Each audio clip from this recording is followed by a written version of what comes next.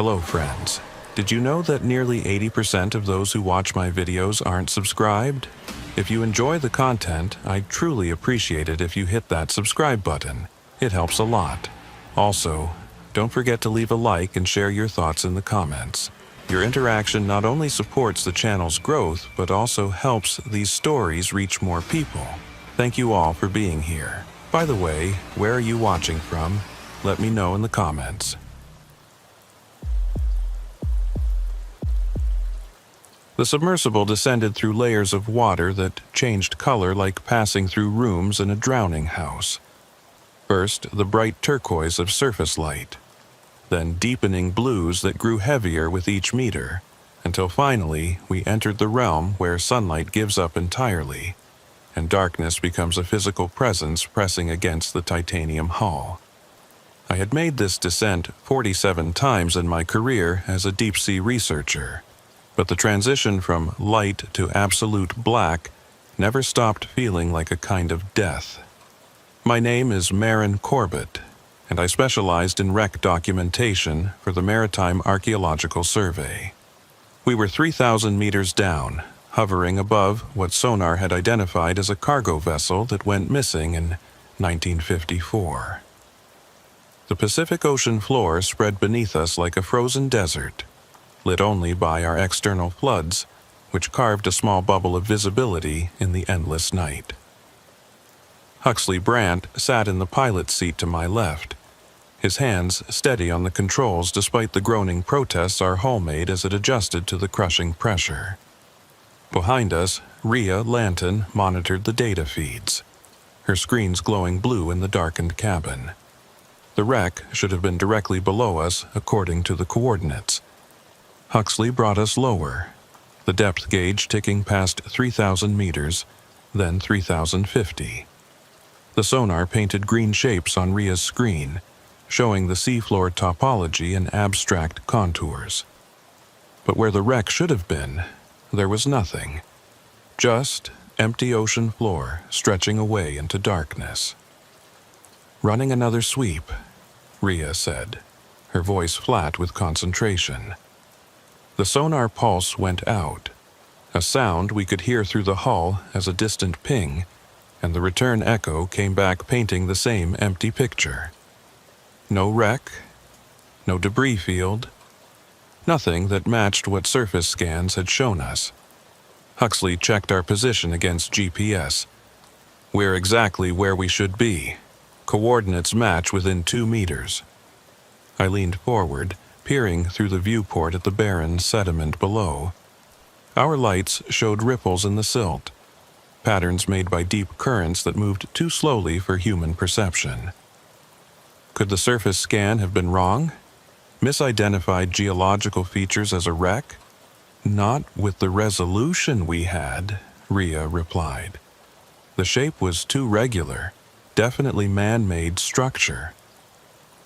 We drifted there for several minutes, each of us processing the impossibility of a wreck simply not being where it was supposed to be. Then Rhea's sonar picked up something. A contact, roughly 400 meters to the north. The shape on her screen was angular, consistent with a ship's hull. "That's gotta be it," Huxley said. "Coordinates must have been off." He engaged the thrusters and we began moving toward the contact, our lights pushing ahead into water so clear it looked like we were flying through vacuum. The sonar contact grew larger on Rhea's screen as we approached. Then abruptly, it vanished. "Lost it," Rhea said. Her fingers moved across her keyboard, trying to reacquire the target. "It just disappeared off the scan." "Equipment malfunction?" I asked. She shook her head. "Everything's reading normal. It was there, solid return, then nothing." We continued to the coordinates where the contact had been. Empty ocean floor. No wreck, no disturbance in the sediment. Nothing to suggest anything had ever been there. Huxley brought us to a hover and we sat in silence, listening to the quiet hum of our life support systems and the occasional creak of the pressure hull. That's when we heard the sound. It came from outside, transmitted through the water and the hull, with enough clarity that all three of us heard it simultaneously. A rhythmic tapping, like metal striking metal. Slow and deliberate. 5 taps, pause, 5 taps, pause. The pattern repeated with mechanical precision. "Are we near any active equipment?" I asked Rhea. "Monitoring stations. Anything that could make that sound?" She checked her database. "Nothing registered in this area. We're completely isolated out here." The tapping continued. 5 strikes, pause, 5 strikes. Huxley rotated us slowly, trying to pinpoint the direction. Our lights swept across empty water. The sound seemed to come from everywhere and nowhere, reverberating through the hull in a way that made location impossible to determine. "Could be the hull settling," Huxley suggested, but his voice lacked conviction. We all knew what hull stress sounded like, and this was different. Too regular, too deliberate. Rhea pulled up the audio recording equipment and began capturing the sound. Her expression in the monitor glow was tense, focused. "Whatever it is, it's not random. That's a pattern." The tapping stopped suddenly. The silence that followed was somehow worse than the sound had been. We drifted there, waiting for it to resume, but nothing came. Just the normal background noise of the submersible systems and the ocean's vast emptiness. "Let's do a full sonar sweep," I said.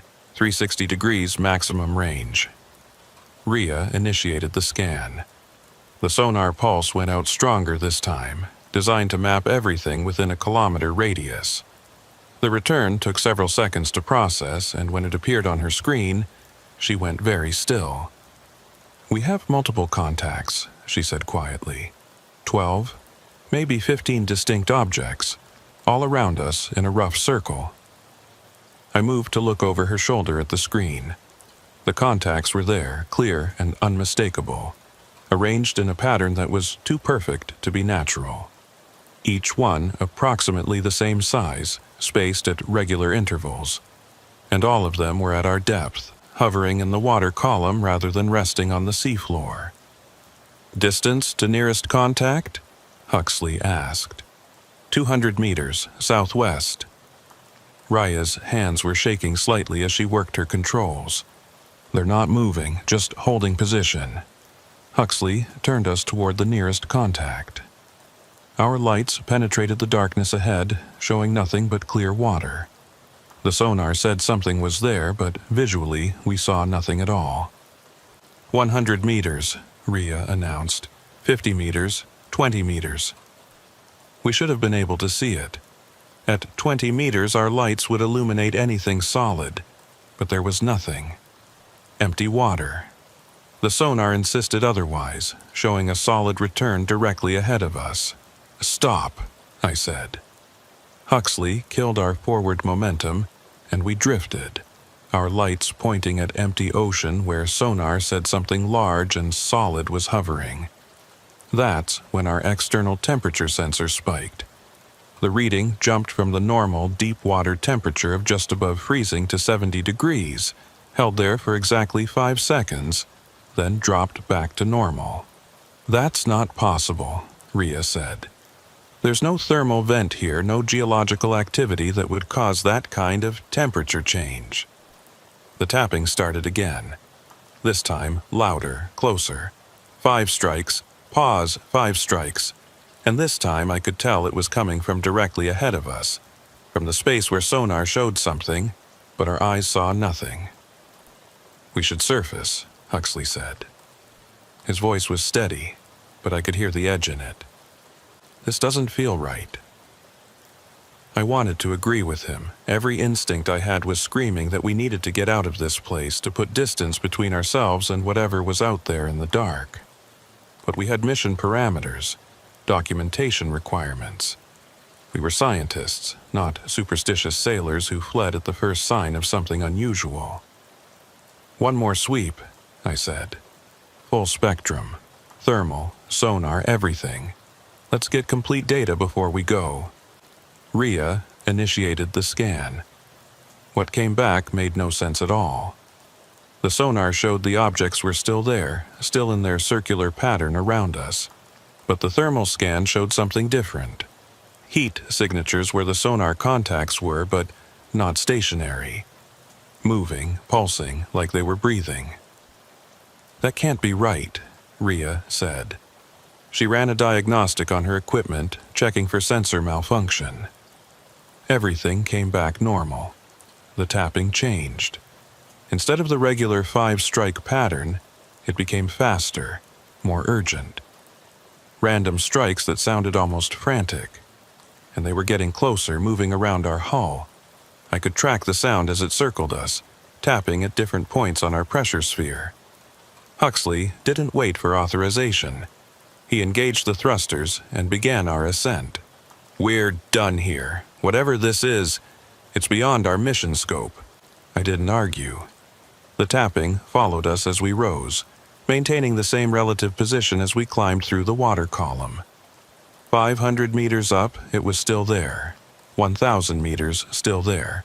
It wasn't until we passed 1,500 meters that the sound finally faded and stopped. We surfaced 2 hours later into bright sunlight that felt surreal after the absolute darkness below. The support ship recovered us, and we climbed out of the submersible onto the deck, all of us shaking from more than just the cold. The data we brought back was reviewed by the mission director and a team of analysts. The sonar contacts, the temperature anomalies, the audio of the tapping, all of it was examined and discussed. The official conclusion was equipment malfunction, multiple sensors failing simultaneously in a way that created the illusion of anomalous contacts. But Ria had run diagnostics during the dive. Everything had checked out. The equipment was working exactly as designed. It had recorded what was actually there, and what was there made no sense according to any physical laws we understood. 3 days after we surfaced, I was reviewing the mission recordings in my hotel room.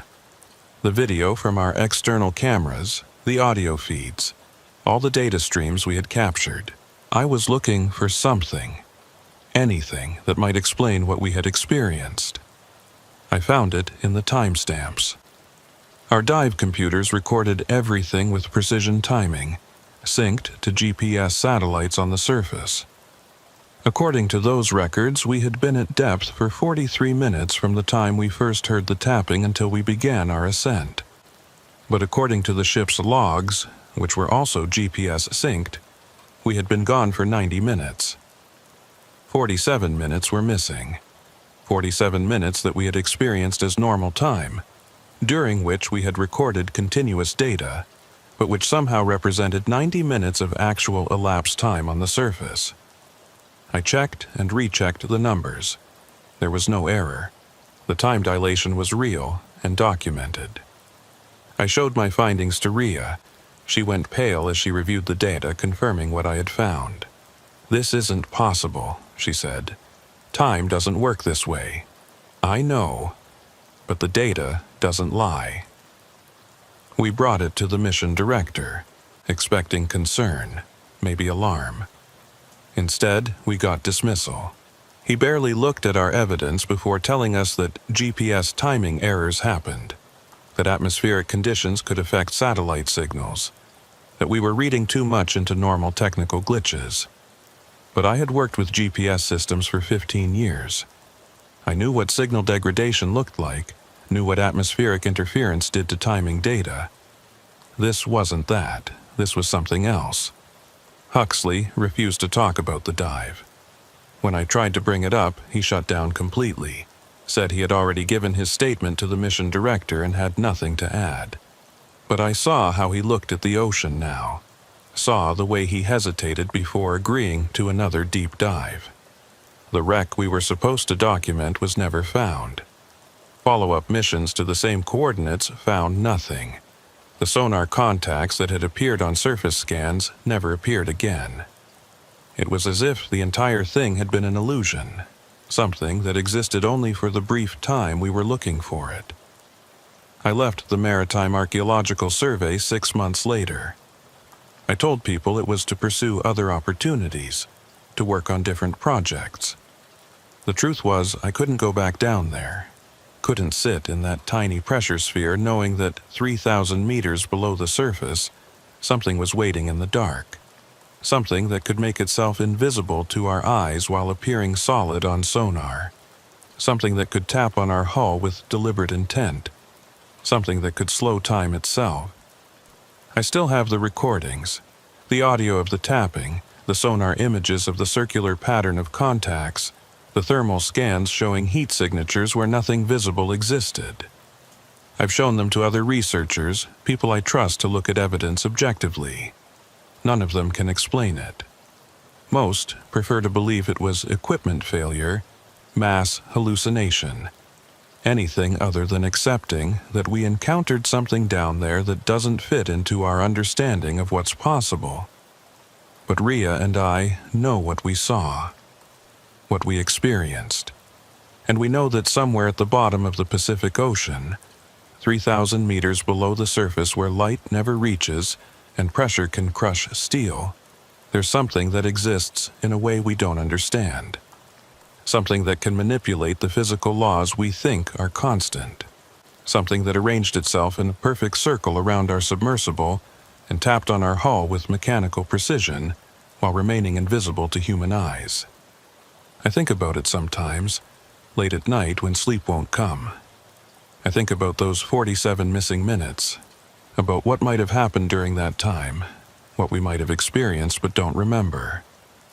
I think about the tapping, the deliberate pattern of it, and I wonder if it was trying to communicate, if it was sending a message we were too frightened to understand, and I wonder if it's still there, waiting at those coordinates, waiting for the next submersible to descend into its territory, waiting to tap its message on another hull, to bend time around another crew, to demonstrate that the deep ocean belongs to things we haven't even begun to comprehend. The ocean covers 70% of Earth's surface, and we've explored less than 5% of it. The technology exists to go deeper, to spend more time in the abyss, to document what lives in those crushing depths. But there's a reason we haven't done it. A reason why deep-sea research is consistently underfunded, why missions are limited, why we send robots instead of people whenever possible. I think we know, on some level, that there are things down there we're not meant to find. Things that exist in ways we can't understand, that follow rules we haven't discovered. Things that are content to remain hidden in the dark, unknown, and undisturbed. But sometimes when someone gets too close, when a submersible descends to exactly the wrong coordinates on exactly the wrong day, those things make their presence known. Not to be discovered, not to be studied, but to send a message. Stay away. The tapping was a warning. I just hope we're smart enough to listen.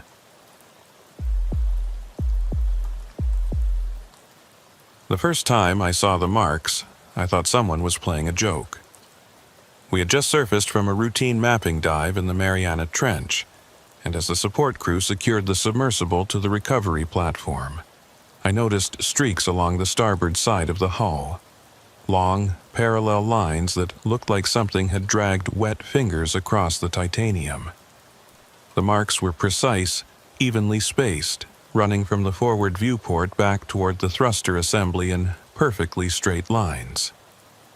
My name is Soren Bellamy, and I had been leading deep ocean surveys for almost 2 decades. I knew every scratch, every imperfection on our submersible. These marks hadn't been there before the dive. I was certain of that. Did we brush against anything down there?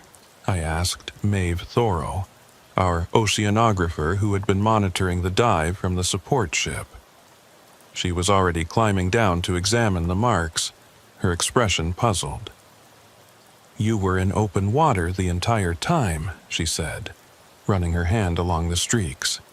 Her fingers came away wet, covered in a thin film that looked like condensation but felt slightly oily. "According to the telemetry, you never came within 50 meters of any solid surface." Kellen Drosty, our dive supervisor, joined us on the platform.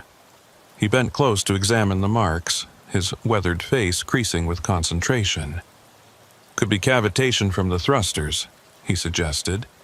"Unusual pattern, but water does strange things under pressure." But I had seen cavitation damage before. This was different. Too uniform, too deliberate.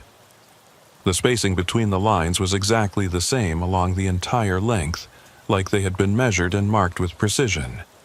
And there were 5 of them. 5 parallel lines, each about 8 feet long, running across our hull. We documented the marks with photographs and took samples of the residue for analysis. Then we ran a full systems diagnostic on the submersible, checking every sensor, every seal, every mechanical component. Everything came back normal. The hull integrity was perfect, no damage, no stress fractures, nothing to suggest we had made contact with anything during the dive.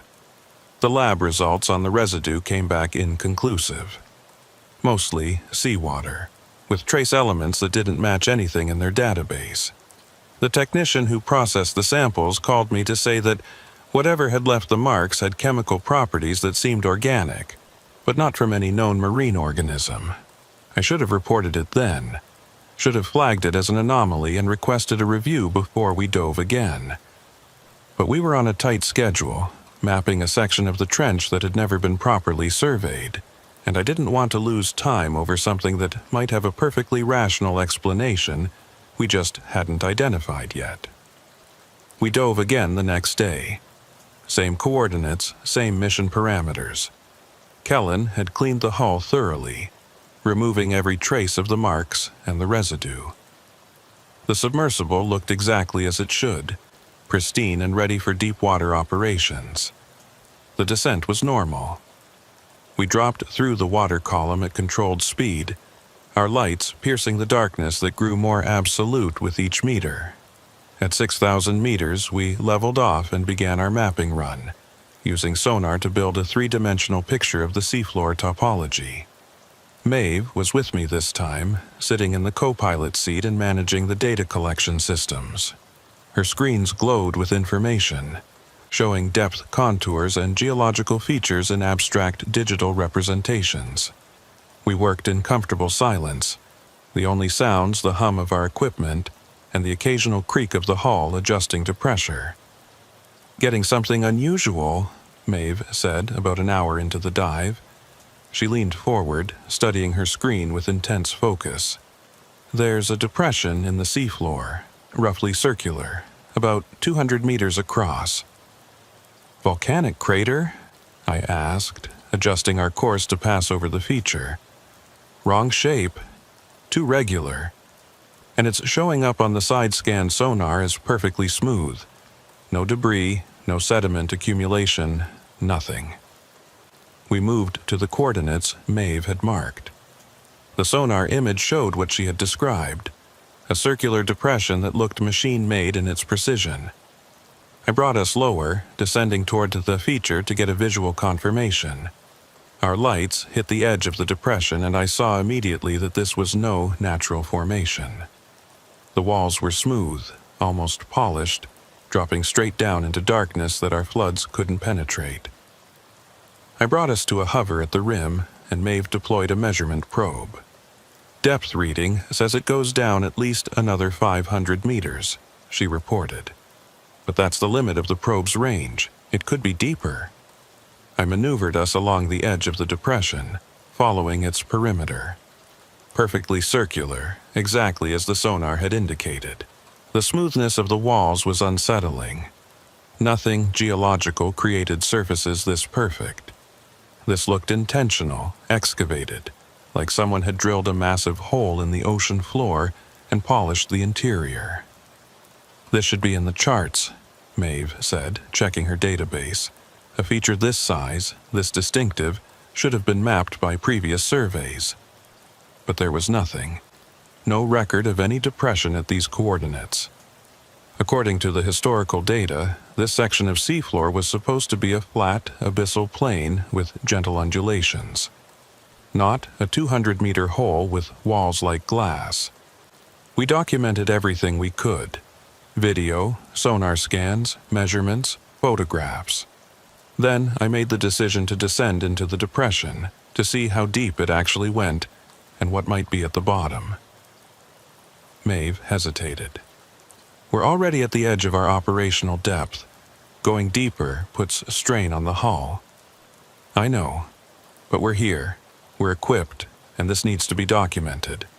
We'll take it slow, monitor the hull stress constantly. She didn't argue further. We both knew that opportunities like this were rare, that discovering something completely unmapped and inexplicable didn't happen often in modern oceanography. We descended into the depression. The walls surrounded us on all sides, smooth and featureless in our lights. The sense of enclosure was immediate and claustrophobic, like entering a tunnel that had no end. Our depth gauge ticked steadily downward. 6,200 meters, 6,400, 6,600. At 7,000 meters, we reached the bottom. It wasn't rock, wasn't sediment. The floor of the depression was metal. I brought us into a hover just above the surface, and we both stared through the viewport at what our lights revealed. Flat, dark metal, corroded and covered in marine growth, but unmistakably artificial. The surface extended in all directions, disappearing beyond our light range. "This is impossible," Maeve whispered. "There's no structure this large, this deep. Nothing like this exists." I engaged our manipulator arm and scraped at the surface, removing some of the growth and corrosion. Underneath was smooth metal, dark gray, unpitted by rust. Whatever this was, it had been here a very long time, but the material itself showed almost no degradation. Maeve was scanning with everything we had: sonar, magnetic sensors, thermal imaging. "The metal extends at least a kilometer in every direction," she reported. "I can't find the edges, and it's not giving off any radiation, no thermal signature, nothing that would indicate power or active systems." "Could it be a shipwreck?" I asked, knowing even as I said it that no ship could be this large, this deep. "Not unless it's something like an aircraft carrier. And even then, the dimensions are wrong. This is too flat, too uniform. Ships have structure, compartments, variation. This is like a single massive plate." We moved across the surface, our lights showing nothing but that same corroded metal stretching away into darkness. After several minutes of exploration, we found something that made my hands go cold on the controls. A hatch, circular, about 3 meters in diameter, set flush with the metal surface, and around its perimeter, scratched deep into the metal, were marks, lines, parallel lines, 5 of them, spaced exactly like the marks we had found on our hull. Maeve saw them at the same time I did. "Soren, those are identical to what we saw yesterday." I maneuvered us directly over the hatch. The marks surrounded it completely. Dozens of sets of 5 parallel lines, all the same size, all scratched with the same spacing. Like something had been clawing at the hatch, trying to get in, or out. "We need to open it," I said. "Absolutely not." Maeve's voice was sharp with alarm. "We don't know what this is, what it was used for, what might be inside. Opening an unknown hatch at 7,000 meters is insane." She was right, of course. Every safety protocol we had said you didn't interact with unknown structures, didn't disturb things you couldn't understand. But the scientific part of me, the part that had spent 2 decades trying to understand the ocean's mysteries, needed to know what was inside that hatch. "Just a look," I said. "We use the manipulator arm to try the handle. If it's sealed, we leave it alone. If it opens, we just look inside." Maeve was silent for a long moment, then nodded reluctantly. "Just a look, and if there's any sign of danger, we ascend immediately." The hatch had a wheel mechanism, like submarine hatches I had seen in museums. I positioned our manipulator arm and gripped the wheel. It moved. After however many decades or centuries this thing had been sitting on the ocean floor, the wheel turned smoothly, as if it had been maintained and oiled recently. 3 full rotations, and the hatch released. I lifted it carefully, pulling it open to reveal darkness inside. Our lights showed a chamber beneath the hatch. Metal walls, maybe 10 meters across, extending down into darkness. And hanging in that darkness, suspended by cables or chains we couldn't quite see, were shapes, dozens of them, hanging in perfect rows like something stored in a warehouse. Maeve deployed our remote camera, lowering it through the hatch on a fiber optic tether. The camera's lights illuminated the chamber as it descended. The shapes became clearer. They were submersibles, or they looked like submersibles. Small pressure spheres, each one about the size of ours, all of them hanging motionless in that dark space. "How many?" I asked. Maeve was counting on her screen. "At least 40, maybe more. They extend further than the camera can see." The design of the spheres was wrong. They didn't look like any submersible I had ever seen. The proportions were off, the viewports too small, the hull configuration strange. But they were clearly meant for deep water, clearly designed to carry something through the crushing pressures of the abyss. "Look at the one closest to the camera," Maeve said. Her voice had gone very quiet. I looked. The nearest sphere had marks on it. Those same 5 parallel lines, scratched across the hull in multiple places. Fresh marks, not corroded, as if they had been made recently. And on the inside of the viewport, pressed against the glass, was a hand. Human-sized, pale, with fingers spread wide. Just sitting there against the inside of the viewport like someone had placed it there and left it. "Bring the camera back up," I said. "Now." Maeve retracted the tether, pulling the camera out of the chamber. I closed the hatch, spinning the wheel until it sealed with a clunk we could hear through our hull. Then I engaged our thrusters and we began our ascent, rising out of the depression as fast as I dared. Neither of us spoke during the climb back to the surface.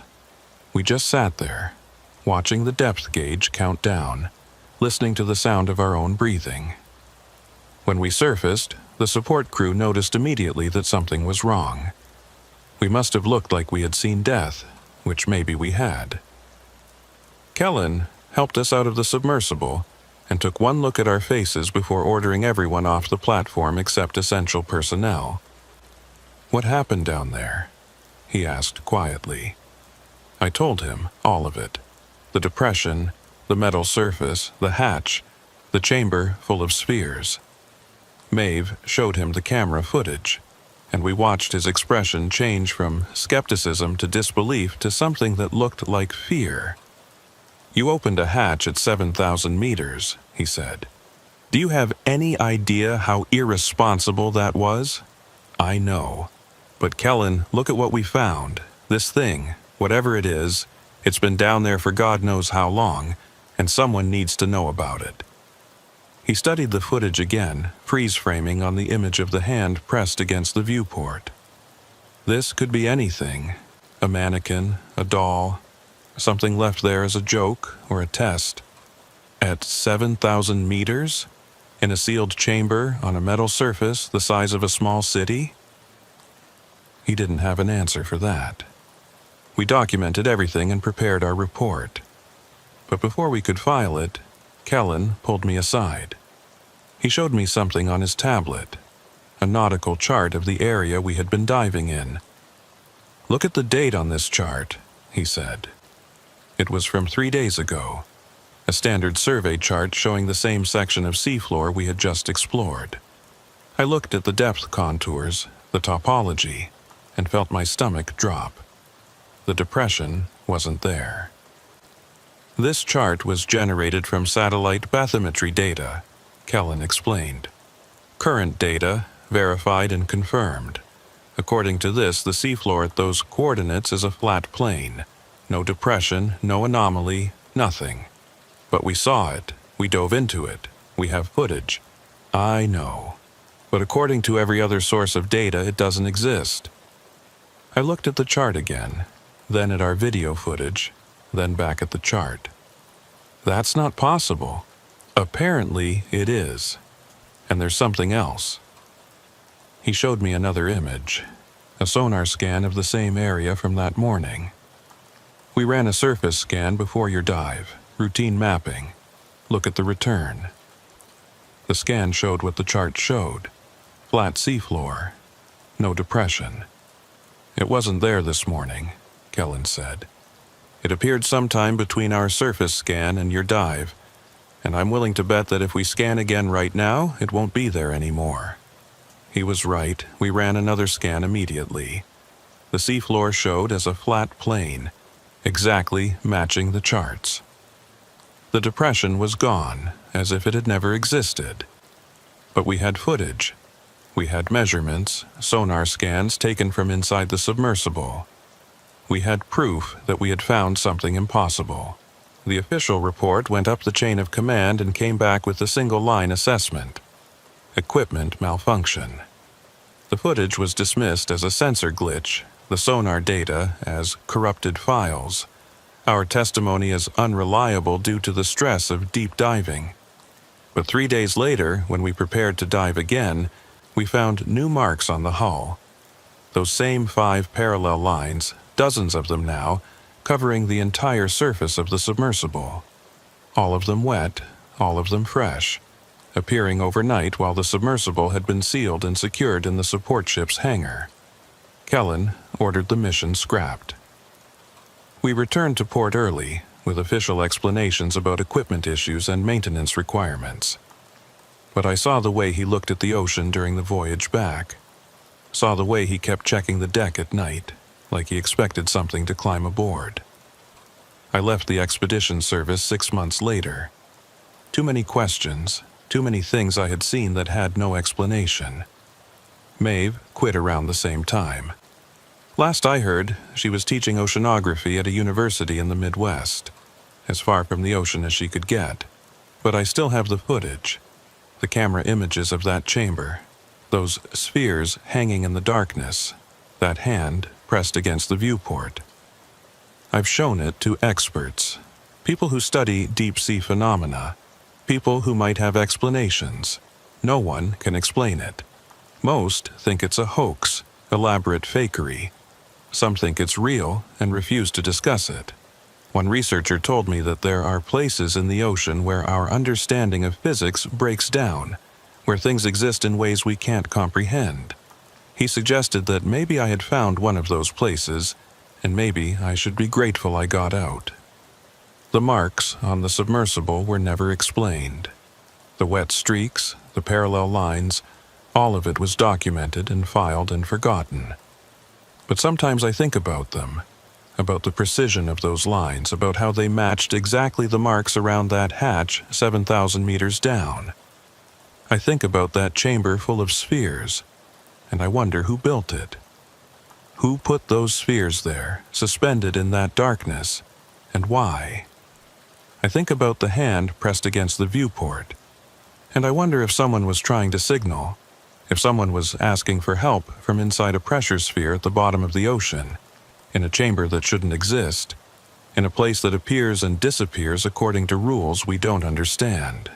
And late at night, when I can't sleep, I think about those marks on our hull, about how they appeared while we were diving, while we were far away from the surface, about what might have been close enough to touch our submersible, to drag something across the titanium with enough pressure to leave those perfect, parallel lines. I think about what Kellen said, about how the depression appeared and disappeared, about how reality itself seems flexible down there in the deep ocean, how things can exist and not exist depending on when you're looking. And I wonder if we actually closed that hatch. I wonder if something followed us up. I wonder if those marks on the hull were made by something trying to hold on.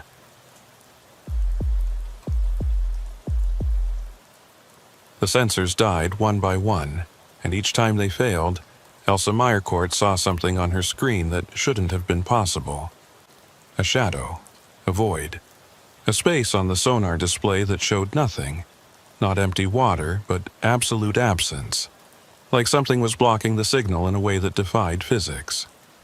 My name is Jude Kerrigan, and I spent 11 years installing and maintaining deep ocean monitoring equipment. It was technical work, unglamorous, the kind of job that kept the scientific community's data flowing but never got headlines. We would descend in submersibles, place sensors on the seafloor, calibrate them, and leave them to record temperature, current patterns, seismic activity, whatever the research teams needed to study. Then we'd come back 6 months later, retrieve the data, replace batteries, repair anything that needed fixing. The array we were servicing was 200 kilometers off the Washington coast, spread across 10 square kilometers of seafloor at a depth of 2,000 meters. 20 sensors in a grid pattern, each one a sophisticated instrument package worth $250,000. The array had been in place for 3 years without significant problems. But in the past 2 weeks, 5 sensors had gone offline, one after another, in a pattern that moved across the grid like something was systematically destroying them. Elsa was our sonar analyst, responsible for navigation and tracking our position relative to the sensor locations. Torrin Vexley, our navigator, plotted our course and managed the submersible's positioning system. The 3 of us had worked together for 6 years, knew each other's rhythms, trusted each other's expertise. First sensor should be directly below us, Torrin said, as we descended through the water column. Our lights carved a cone of visibility in the darkness, showing nothing but suspended particles drifting past like snow. We leveled off at 2,000 meters, and Elsa brought up the sonar map. The seafloor appeared on her screen in shades of green, showing the rocky topology and the location where the first failed sensor should be. We moved into position and I prepared the retrieval equipment, extending our manipulator arm toward where the sensor package was anchored. The sensor wasn't there. I checked our position against Torrin's coordinates. We were exactly where we should be, within a meter of the sensor's recorded location, but the seafloor showed no sign of the equipment. No anchor mount, no cable, nothing to indicate a sensor had ever been installed there. Could it have been dragged? Torrin suggested. Strong current maybe broke loose from the mount? The anchors are designed for this depth, I said. They don't just break loose, and if it had been dragged, we'd see scour marks, disturbance in the sediment. The seafloor was pristine, undisturbed sediment, a light coating of organic material, nothing that suggested any recent activity. Let's try the next one, Elsa said. She plotted a course to the second failed sensor, 300 meters to the east. We found the same thing. Empty seafloor where the sensor should have been. No debris, no anchor, no evidence that anything had ever been there. This is wrong, I said. 2 sensors, both completely gone. These things weigh 200 kilograms each. You don't just misplace them. Elsa was staring at her sonar screen with an expression that made me uneasy. Jude, come look at this. I moved to see what she was seeing. Her screen showed our position and the surrounding seafloor, painted in the usual green sonar return. But off to the north, maybe 50 meters away, there was a space that showed nothing, not green, not any color, just blank. A perfect circle of nothing on her screen, about 20 meters in diameter. Equipment glitch? Torrin asked. I don't think so. Elsa ran a diagnostic. Everything came back normal. The sonar is functioning correctly. It's sending out the pulse, but from that area there's no return, like the signal is being absorbed completely. I looked through the viewport in the direction of the void. Our lights showed nothing unusual, just normal seafloor fading into darkness. Let's go take a look. Elsa navigated us toward the anomaly. As we got closer, her screen showed the void growing larger, taking up more of the display. 30 meters, she reported. 20 meters. 10 meters. We should have been able to see it. At 10 meters, anything solid would be visible in our lights. But there was nothing, just empty water and seafloor. 5 meters, we're at the edge of it. I stared through the viewport. Normal ocean floor. Rocks, sediment, the occasional deep-sea organism moving slowly through our light. Nothing that would create a sonar void. "I'm going to move us into it," Elsa said. The submersible crossed into the space where sonar said there should be nothing. I felt my skin prickle, some instinctive warning that we were entering somewhere we didn't belong. But nothing changed. The seafloor looked the same, the water was the same. Our instruments read normal, except for Elsa's sonar.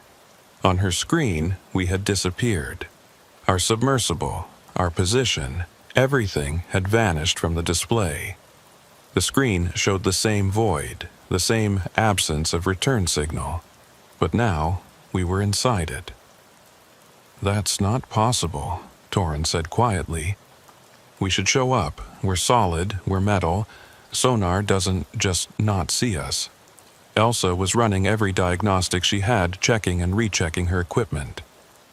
"Everything says the sonar is working, it's sending the pulse, but we're not getting any return. It's like we've entered a space where sound doesn't reflect." I made the decision to back out.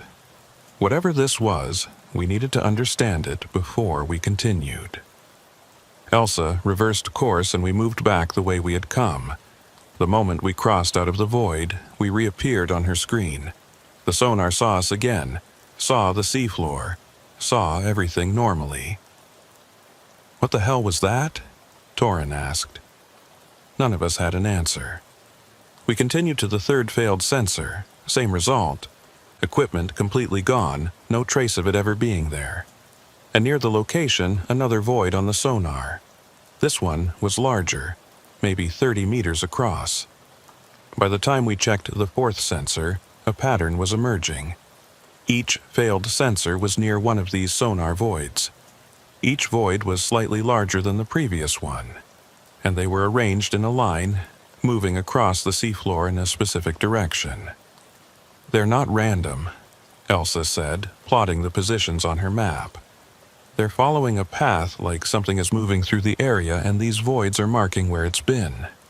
"Something big," I added, looking at the size of the latest void. "And getting bigger." We had one more failed sensor to check. The last one that had gone offline, the most recent failure. Elsa navigated us to the coordinates and we descended to the seafloor. This time, we found the sensor. It was still anchored in place, still upright and apparently functional. But it was covered in something. A thin film, translucent and slightly luminescent, coating the entire sensor package like someone had dipped it in liquid glass and let it dry. I extended our manipulator arm and tried to scrape some of the film off. The material was tough, resistant. When I finally managed to remove a small piece, it dissolved in the water within seconds, breaking down into particles too small to see. "The sensor is dead," Elsa reported, checking the telemetry. "No power, no data transmission, nothing. But the battery should still have 6 months of life left." I examined the film more closely. It covered every surface of the sensor, every seam, every port. It had gotten into the electronics, coating the circuits, blocking the solar panels that should have been providing supplemental power. And around the sensor, visible in our lights, were marks in the sediment. Not tracks, not impressions, but something else. Parallel grooves, each about 10 centimeters wide, 5 of them running alongside each other. They circled the sensor completely, like something had been moving around it, examining it. "These are like fingertips," Torrin said, and I realized he was right. The spacing, the parallel nature, the way they curved slightly. They looked like marks left by something dragging fingers through the sediment. "But they're too big," I said. "Each one is the size of my hand. Whatever made these would have to be enormous." Elsa's sonar alarm went off. She looked at her screen and went very still. "We have a void forming directly below us, and it's growing fast." I looked at her screen. The void was appearing on the sonar return, spreading out from a point beneath the submersible. In the space of seconds, it had grown to 20 meters across and was continuing to expand.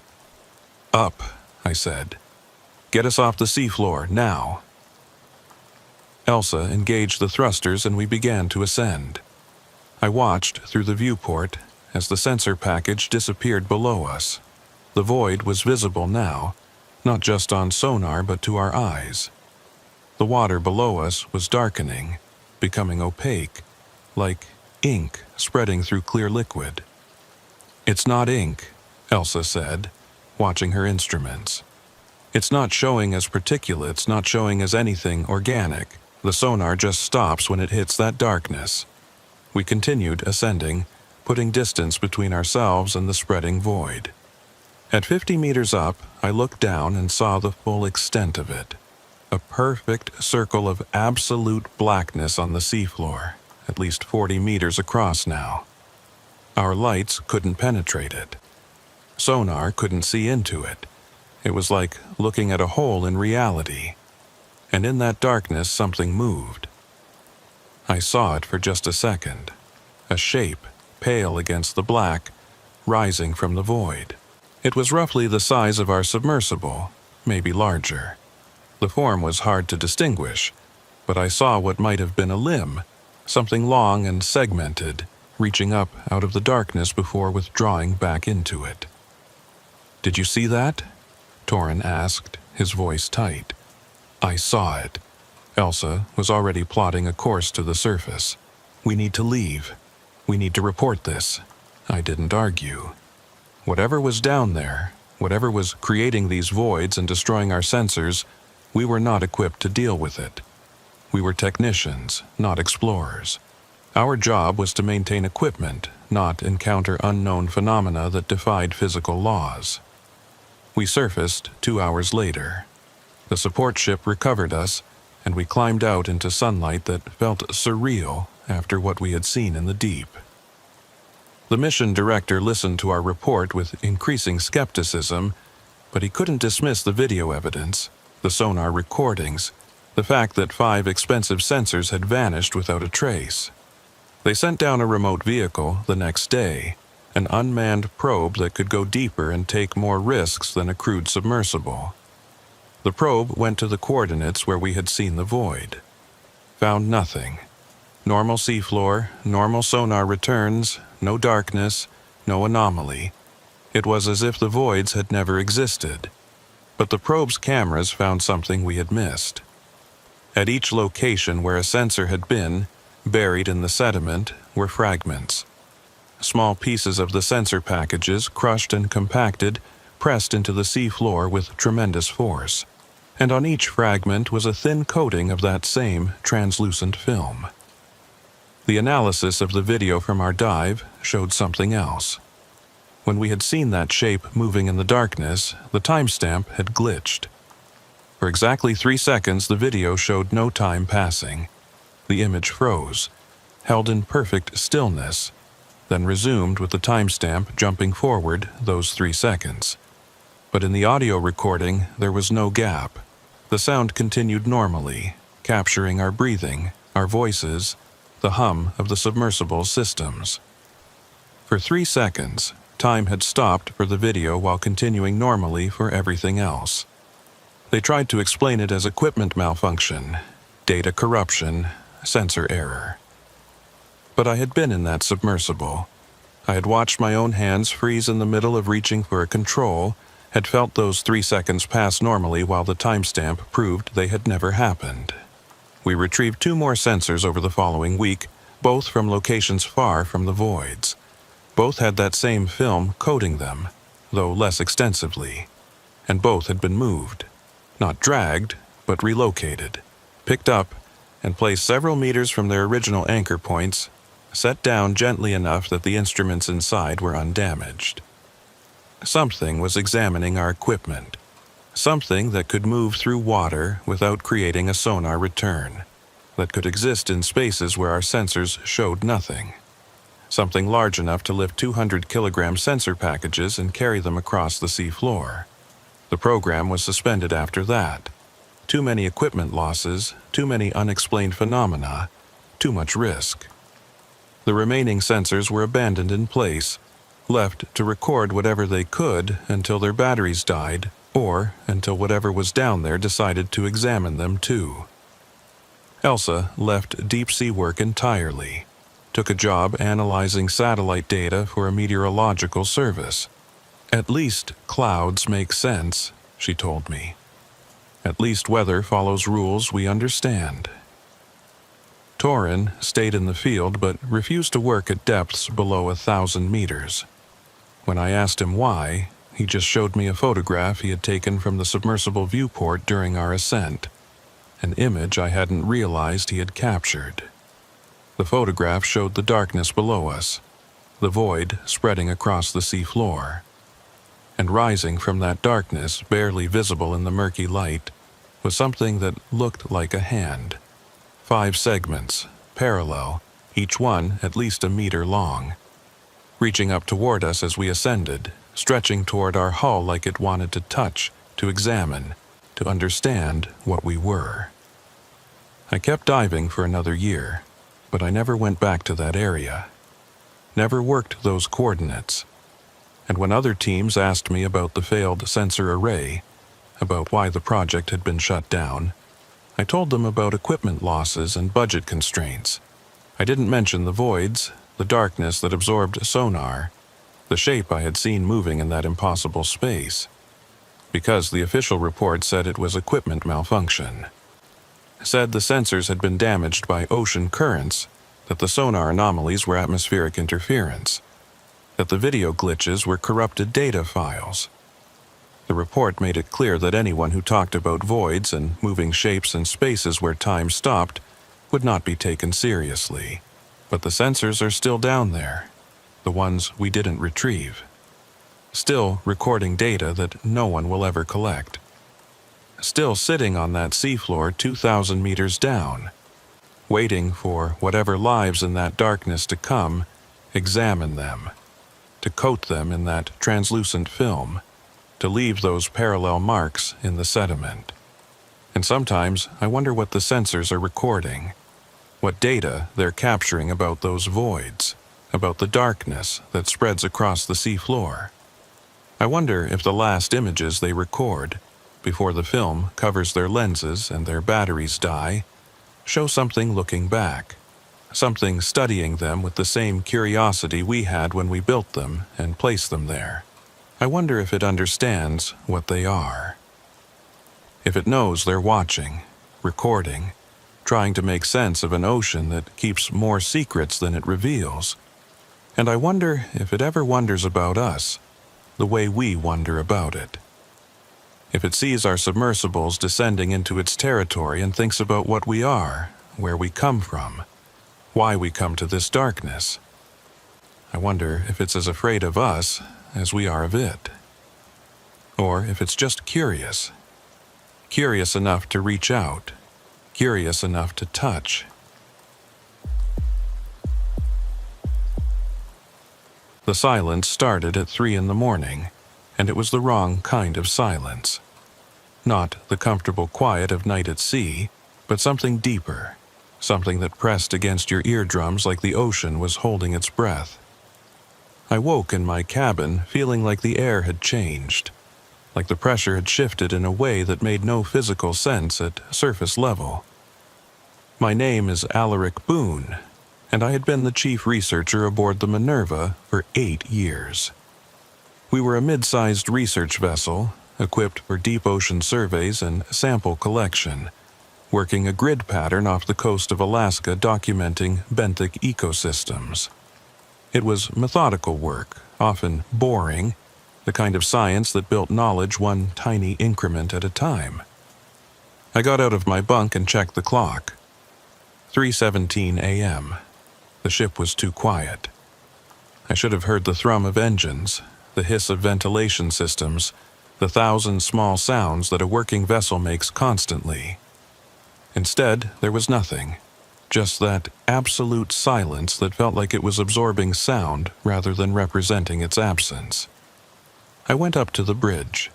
Juniper Vale, our expedition cook who also stood night watches, was there, staring at the radar screen with an expression I couldn't read.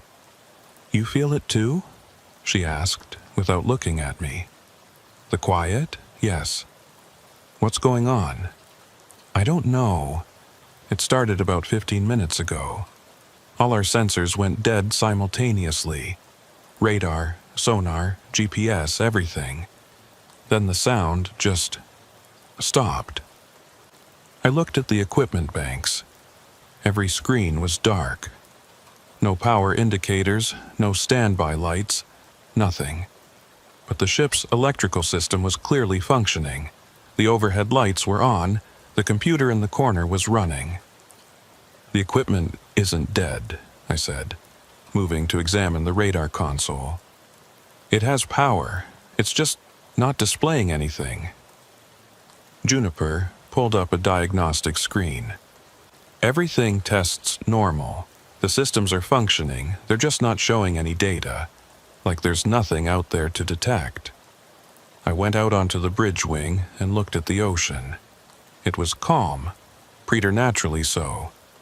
No waves, no swell, just flat water extending to the horizon like black glass.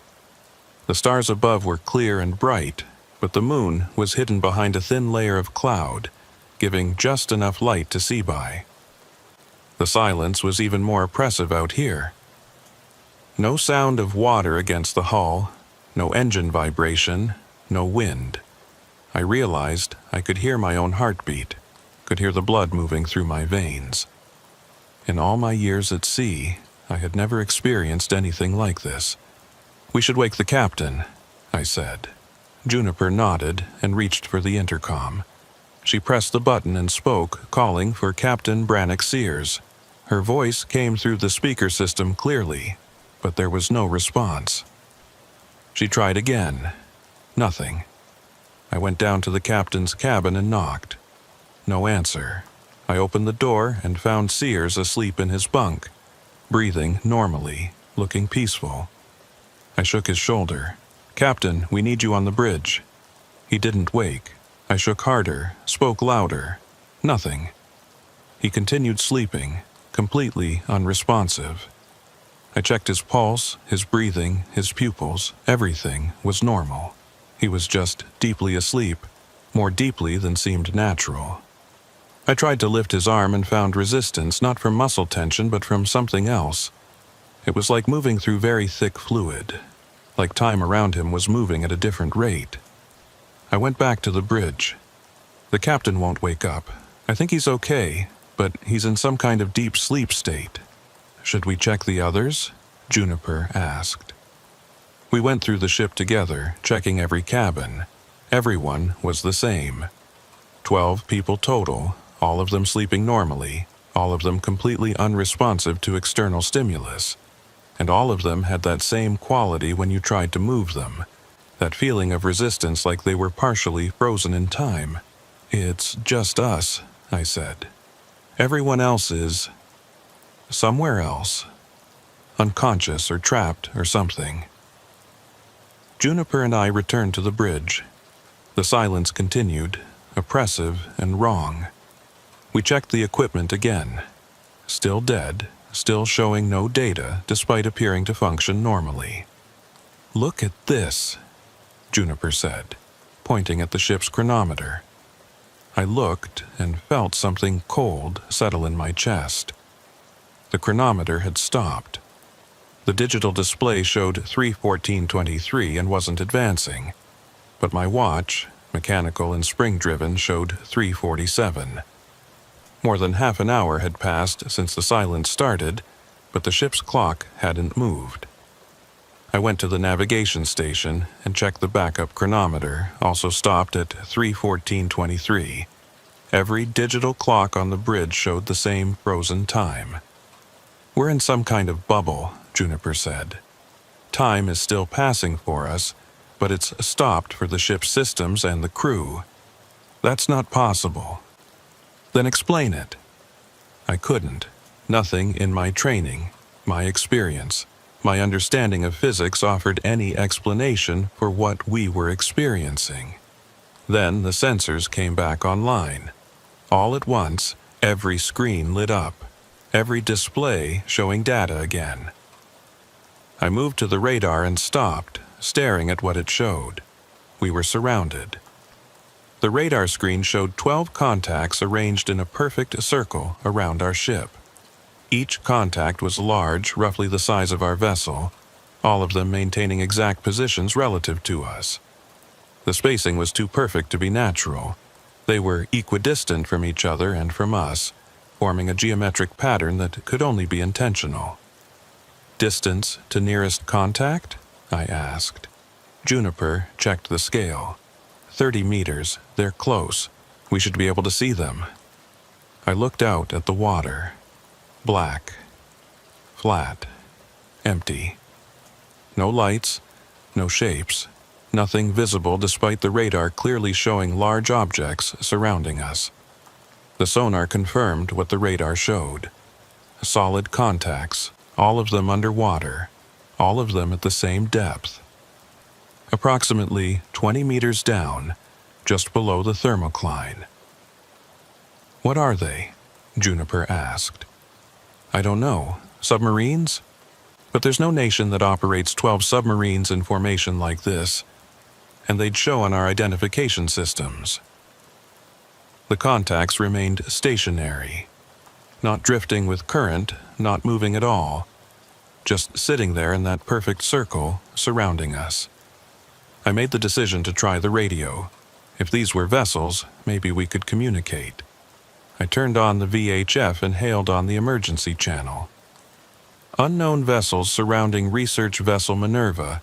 This is Chief Researcher Boone. Please identify yourself and state your intentions."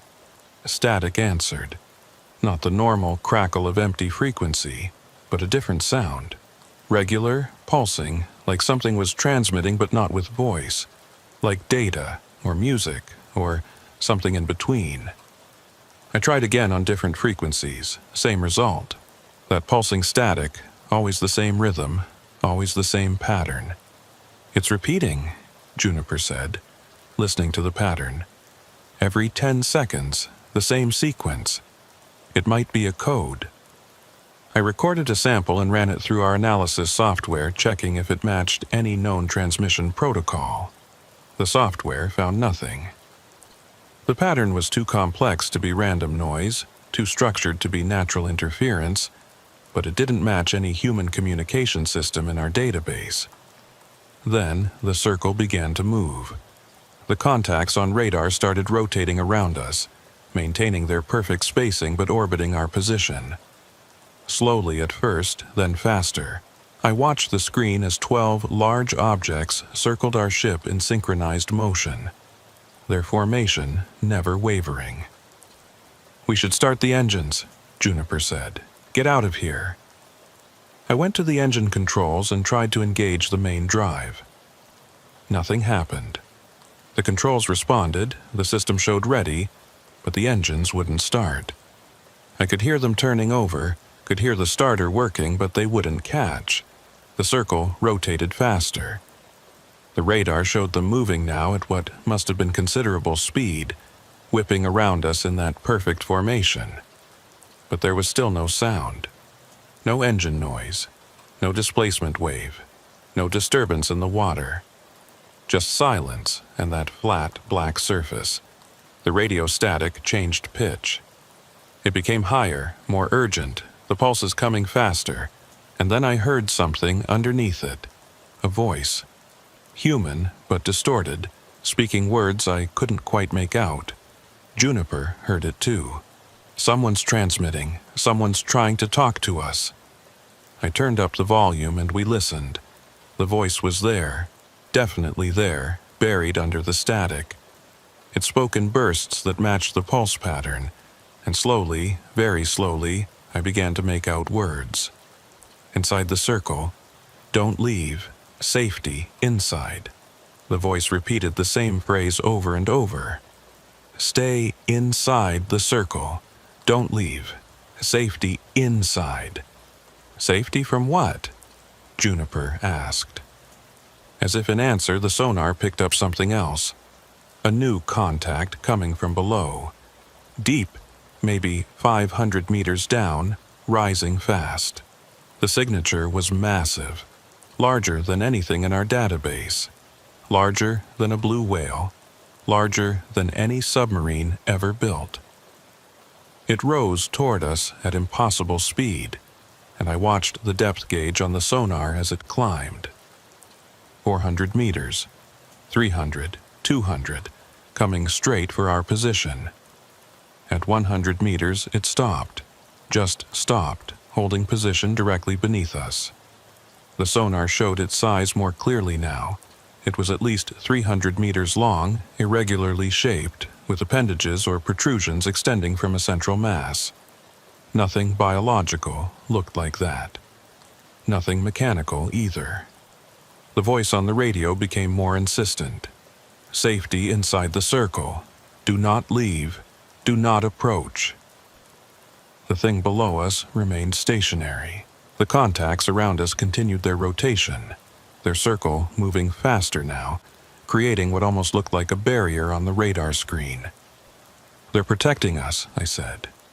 Whatever those contacts are, they're keeping that thing below us from coming closer. Or they're keeping us trapped here, Juniper replied. We had no way to know which was true. We stayed on the bridge, watching the screens, listening to that voice repeat its warning. The chronometers remained stopped. Our crew remained unconscious. The world outside our small bubble of awareness continued to be frozen in that unnatural silence. Then, at precisely 4 a.m., everything changed. The contacts around us dispersed, breaking their circle and moving away at high speed. The thing below us descended just as fast as it had risen, dropping back into the depths. The radio static cut off suddenly, leaving only empty air, and the chronometers started again. All of them simultaneously jumping from 3:14:23 to 4:12 in an instant, not catching up gradually, but skipping those 45 minutes as if they had never existed. The silence ended. Engine sounds returned. Ventilation systems hummed back to life. The normal sounds of a working ship resumed. Our sensors showed normal ocean, normal conditions, everything as it should be. I ran down to the captain's cabin. Sears was sitting up in his bunk, looking confused. Did I oversleep? I feel like I just closed my eyes. What time did you go to bed? I asked. Around 3, why? I showed him my watch. He stared at it, then at his own watch, then at the chronometer on the bulkhead. All showed 4 a.m. I don't understand, he said. I couldn't have been asleep for an hour. It felt like seconds. The rest of the crew reported the same thing. They had gone to sleep at various times before 3 in the morning. All of them felt like they had been asleep for only moments. None of them had any memory of the time between 3:14 and 4 a.m. Only Juniper and I had experienced those 45 minutes. Only we had seen the circle of contacts, heard the voice on the radio, watched that massive thing rise from the deep. We filed a report with the Home Office, documented everything we had observed. The data logs from our sensors showed the missing time, showed the contacts, confirmed our account. But when analysts tried to identify what the contacts had been, they found nothing conclusive. The radar and sonar signatures didn't match any known vessel or natural phenomenon. The official explanation was a localized electromagnetic anomaly, possibly caused by unusual atmospheric conditions interacting with oceanic currents. The unconsciousness of the crew was attributed to carbon monoxide from a brief exhaust leak that had since cleared. The chronometer failure was listed as a cascade equipment fault. None of these explanations accounted for what we had actually experienced. But they were comfortable explanations, ones that fit within normal understanding of the world. Juniper left the research service 3 months later. When I asked her why, She said she couldn't trust the ocean anymore. Couldn't work in a place where 45 minutes could be stolen from time, where massive things could rise from the depths, where circles of unknown vessels could surround you in silence. I stayed, kept working, kept diving, kept studying the ocean, but I requested transfers away from that region. Found reasons to work other areas. I told myself it was for project variety, for career development. The truth was, I didn't want to be there at 3 in the morning. Didn't want to risk entering that circle again. Because sometimes I think about that voice on the radio. Safety inside the circle. It was warning us to stay put, to not leave the protection those contacts provided, which means whatever had risen from below, that enormous thing that had stopped just short of reaching us, was held back by that circle. Held back, but not gone. And I think about the timing. How it all started at exactly 3:14, ended at exactly 4 o'clock. How the chronometers skipped those 45 minutes like they had been cut out of reality.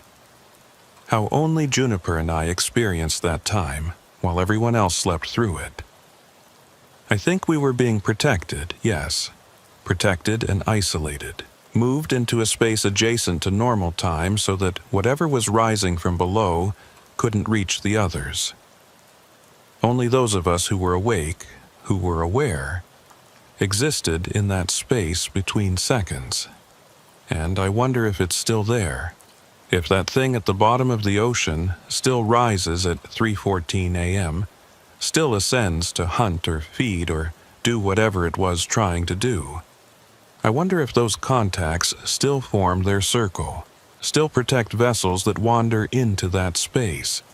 I wonder if the voice still broadcasts its warning to empty air. Stay inside the circle. Safety inside. And I wonder what happens to those who don't listen, who try to leave, who break that geometric pattern. I wonder if they experience the same protective bubble, or if they wake up 45 minutes later with no memory of what took them, or if they don't wake up at all.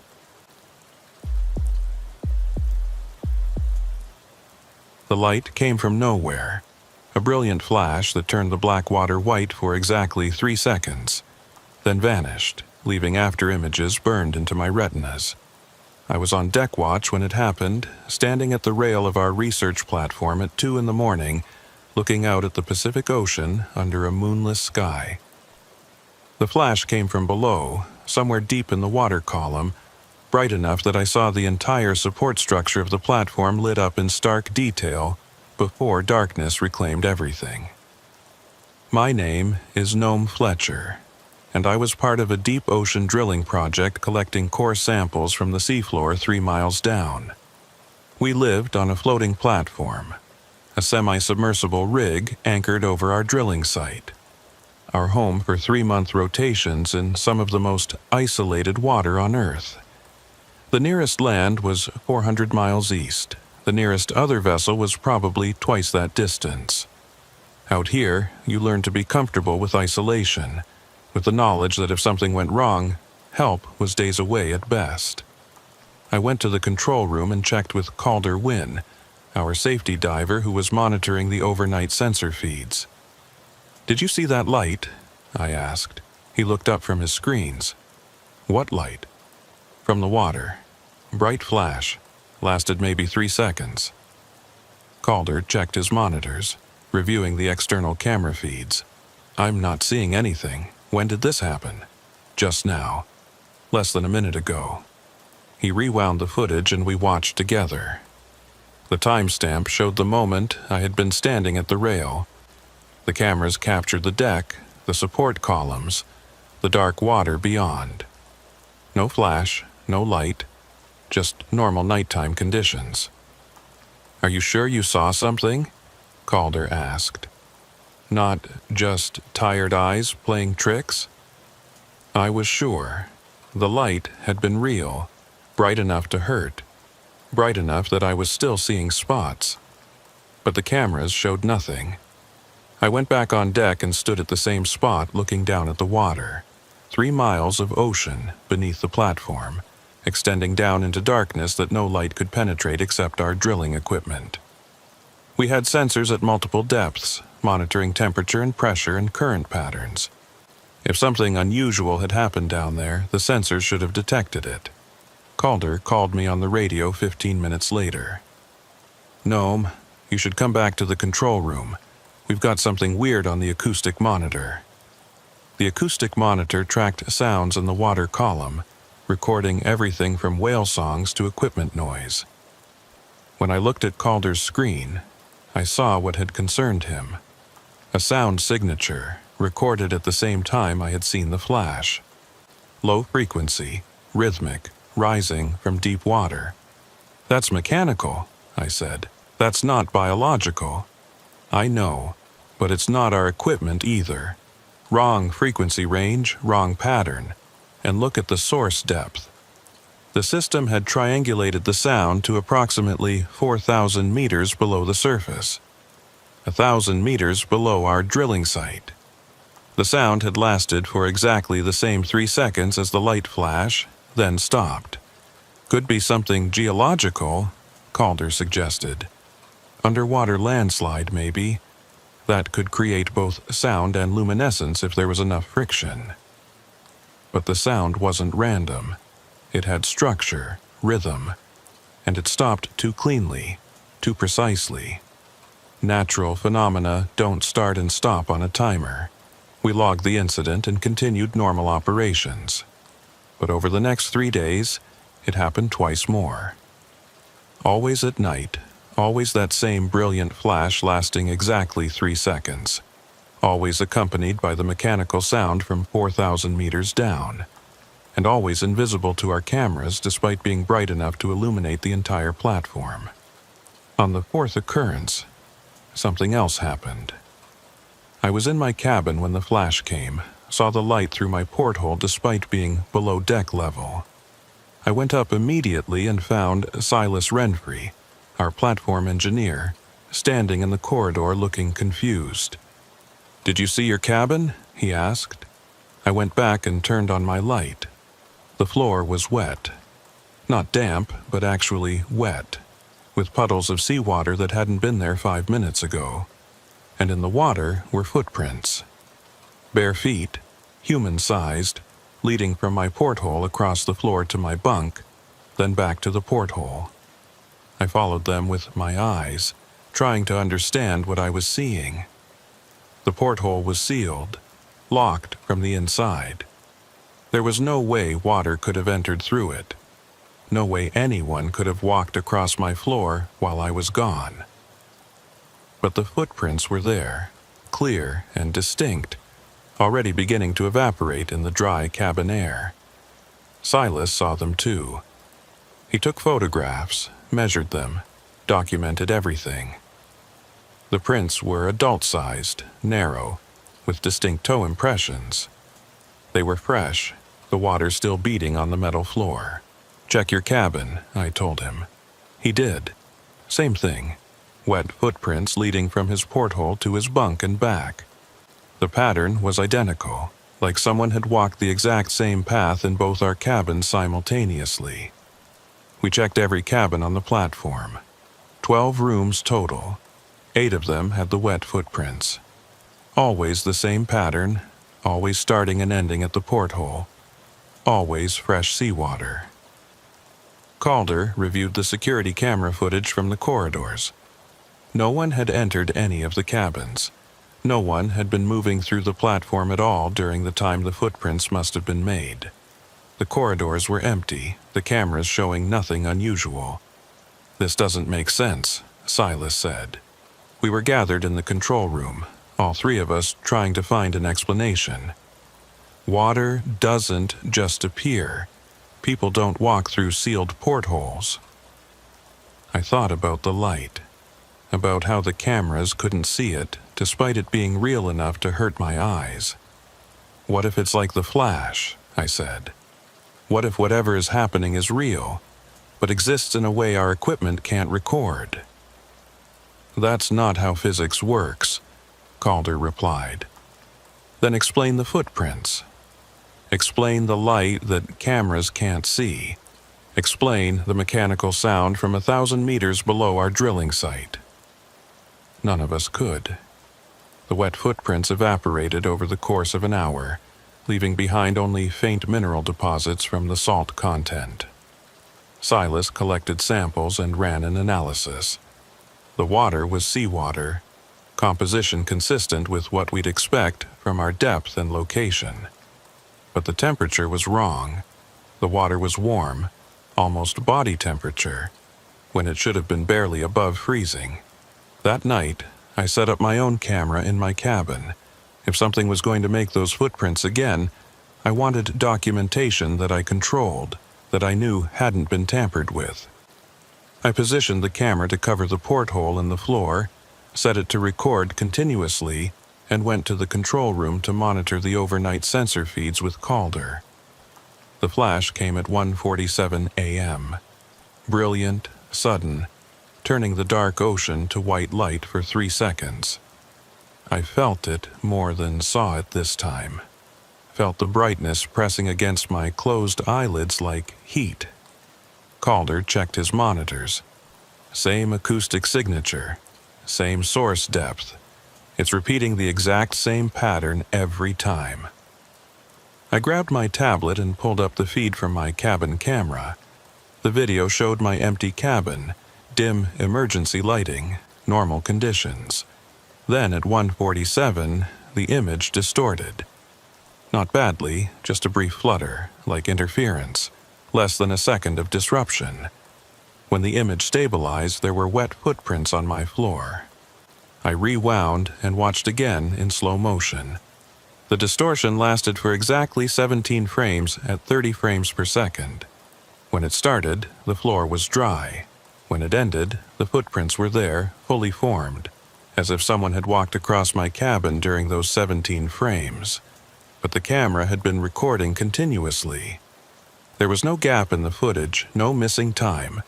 The footprints had appeared during active recording, materializing in the brief moment of interference. Silas needs to see this, Calder said. We watched it together, all three of us, running through the footage frame by frame. In frame 1421, the floor was dry. In frame 1438, the footprints were there. The 17 frames in between showed nothing but that brief distortion, that flutter of interference that shouldn't have been enough to hide anything. But in frame 1429, right in the middle of the interference, there was something. A shape barely visible, caught in that single frame between distortion waves. It looked like a person, standing at my porthole, one hand against the glass. We enhanced the image as much as we could. The figure was backlit by the flash, making details hard to discern, but the silhouette was clearly humanoid. Tall, thin, with proportions that looked almost right but somehow weren't. That can't be inside your cabin, Silas said. The porthole is sealed. There's no way in. But the figure was there, captured in one perfect frame. And around it, visible now that we were looking closely, was water. Suspended in mid-air like the figure was standing in an ocean that existed in the same space as my dry cabin. Calder pulled up the external cameras, the ones that monitored the water around the platform. At 1:47 a.m., at the exact moment of the flash, there was a frame of interference on those cameras too. Just one frame, lasting 1/30th of a second. And in that frame, visible in the water below the platform, were shapes, dozens of them, human-sized, backlit by the flash, suspended at various depths, all of them facing up toward the platform, all of them motionless, floating in the water like they were waiting. "What are we seeing?" Calder asked quietly. I didn't have an answer. The shapes disappeared in the next frame, the water returning to its normal, empty darkness.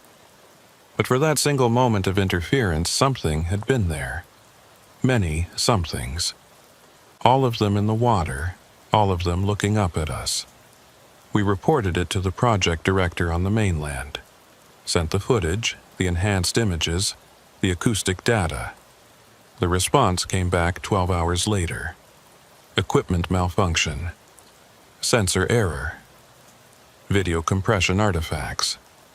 Every unexplained phenomenon had a label attached to it, an explanation that fit within normal understanding. But we were the ones who had seen it. We were the ones with wet footprints in our cabins, with images of figures standing in impossible spaces, with recordings of shapes in the water that appeared for single frames and then vanished. The project director ordered us to continue operations. The drilling schedule had milestones to meet, and unless there was an immediate safety concern, the work continued. 3 people experiencing unusual phenomena was not sufficient cause to shut down a multi-million-dollar operation. So we kept drilling, kept taking our shifts, kept going through the motions of normal work while the ocean beneath us did things that made no sense. The flashes continued always at night, always lasting exactly 3 seconds. Sometimes I saw them, sometimes I didn't. But the acoustic monitor captured them every time, that same mechanical rhythm from 4,000 meters down. And more footprints appeared. Not every night, but often enough that we stopped being surprised. We documented them, photographed them, took samples. They were always the same, always fresh seawater, always warm, always that same path from porthole to bunk.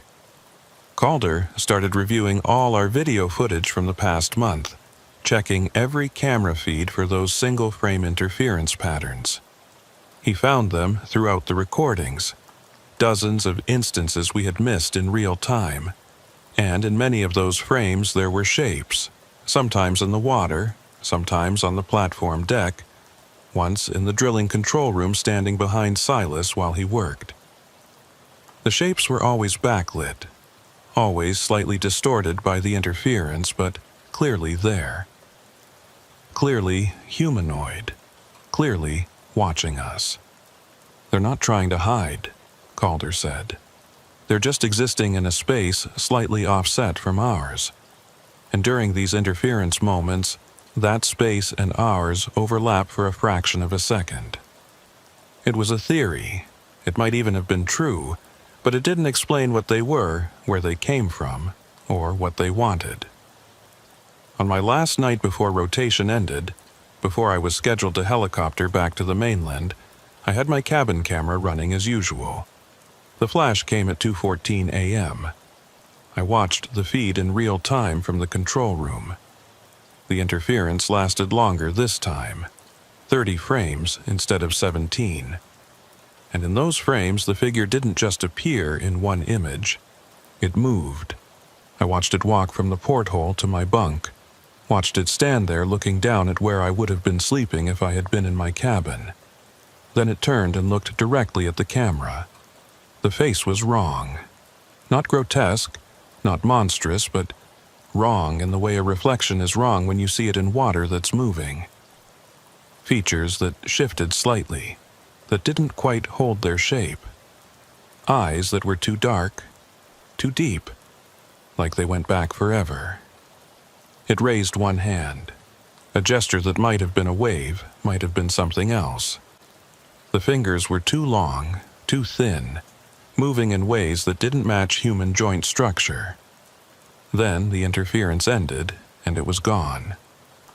The cabin was empty, except for the wet footprints leading from the porthole to the bunk. I didn't go back to that cabin that night. Slept in the control room, told Calder I wanted to monitor the sensors.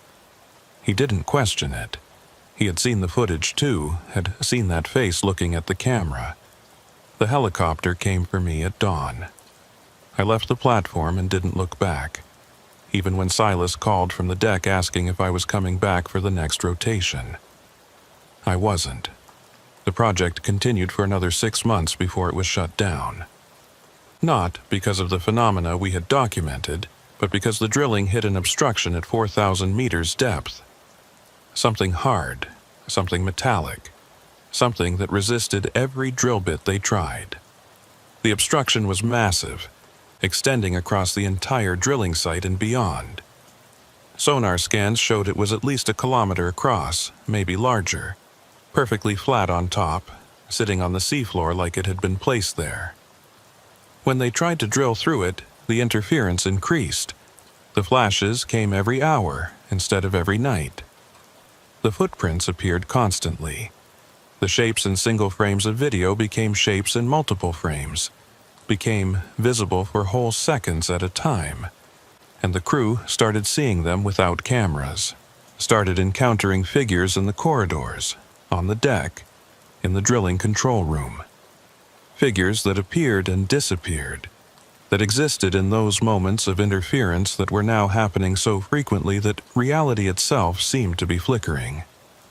They evacuated the platform when 3 crew members went missing from secured cabins, disappeared between one hourly check and the next. The search found nothing. No trace, no sign of struggle, just empty bunks and wet footprints leading to sealed portholes. The platform was abandoned in place, too expensive to salvage, too dangerous to maintain. It sits there still, anchored over that metal obstruction 4,000 meters down, recording data that no one reviews anymore. Sometimes I think about those figures, about the way they existed in a space adjacent to ours, visible only in moments of interference. I think about the one that looked at my camera, that raised its hand in greeting or warning. I think about those 3 crew members who disappeared, about whether they went willingly or were taken, about whether they're still there, existing in that offset space, walking corridors that overlap with ours but aren't quite the same. And I think about that metal surface at 4,000 meters depth, about what it might be, what it might be covering, about whether the flashes were coming from something beneath it, something trying to push through, trying to breach into our space the way those figures breached for single frames of video. I don't work offshore anymore. Can't do it. The ocean is too deep, too dark, too full of spaces that exist alongside ours without ever quite touching. Spaces where things can live and watch and wait for those moments of interference when the barrier gets thin. And sometimes, late at night, I check my cabin, whatever cabin I'm in, wherever I'm staying. I check the floor for wet footprints, check the windows for handprints, check the shadows for shapes that don't quite belong. Because I learned something on that platform. Learned that reality is thinner than we think, that the space between what we can see and what exists is smaller than we'd like to believe. Learned that sometimes, when conditions are right, when the interference is strong enough, things can cross over, things can visit, and sometimes they leave footprints to prove they were there.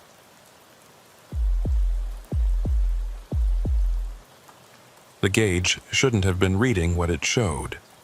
I checked it 3 times, ran diagnostics twice, and even tapped the glass like some superstitious sailor from a century ago. The numbers didn't change. According to our pressure sensors, we were at 4,000 meters depth. According to our descent log and the time we had been sinking, we should have been at 2,500 meters. My name is Vera Northcott, and I had been piloting deep-sea submersibles for 13 years without ever seeing instruments lie to me this badly. The pressure hull was groaning under stress that matched what the gauge showed, not what our depth should be. We were experiencing 4,000 meters of crushing force while our altimeter said we still had 1,500 meters of a water column below us before we reached the sea floor. "This doesn't make any sense," said Maddox Greer from the co-pilot seat. He was our geology specialist, usually unflappable, but I could hear the edge in his voice. "We've been descending at standard rate for 40 minutes. The math doesn't work." Our mission was straightforward. Collect sediment samples from a seamount that rose from the abyssal plain like an underwater mountain. We had made this type of dive dozens of times. Descend, collect, ascend. Simple, routine, safe. Except nothing about this felt safe anymore. I checked our position against GPS coordinates relayed from the surface. We were exactly where we should be horizontally. The seamount was below us, its peak rising to within 2,000 meters of the surface according to the charts. We should have been approaching it, preparing to land and deploy our sampling equipment. Instead, we were somewhere else, somewhere deeper. The pressure readings proved it. "Surface, this is Deep Explorer," I transmitted. "We're showing anomalous pressure readings. Request you confirm our depth based on your tracking." Static answered. Not the normal crackle of radio interference, but a flat, dead sound like the signal was being absorbed by something. "Surface, do you copy?" I tried again. Nothing. Maddox was checking our communications array. "Antenna is deployed, power is good, frequency is correct. We should be getting through." But we weren't. The radio was transmitting into silence, our words disappearing into whatever space we had descended into. I made the decision to stop our descent and hover in place while we figured out what was happening. I engaged the ballast controls, dropping weights to slow our sinking. The submersible responded normally, and we came to a stable hover. The pressure gauge continued showing 4,000 meters. The hull continued groaning under strain that matched that depth. "Look at the water," Maddox said quietly. I looked through the viewport. Our external lights should have shown clear ocean, the normal deep water clarity we expected at this depth. Instead, the water was cloudy, filled with suspended material that caught our lights and scattered them into diffuse, murky illumination. It looked like fog, like we were flying through atmosphere rather than floating in ocean. "That's not sediment," Maddox said. "That's not any particulate matter I've seen before." He was right. Sediment sank, settled, moved with current. This material hung motionless in the water, creating a fog that our lights couldn't penetrate more than a few meters. It was like we had descended into a different medium entirely, something between water and air. I tried the sonar. The pulse went out and I waited for the return echo that would map our surroundings. The return came back showing nothing. Not empty water, but nothing. Like the sonar pulse had been absorbed completely by that fog. "We need to ascend," I said. "Whatever this is, we're not equipped to handle it." I engaged the ascent protocol, pumping ballast and increasing our buoyancy. The submersible began to rise. I watched the depth gauge, expecting to see the numbers decrease as we climbed. They increased. We were ascending. I could feel it in my inner ear, could see it on our vertical velocity indicator. We were moving up at standard ascent rate, but the pressure gauge showed us sinking deeper. 4,100 meters.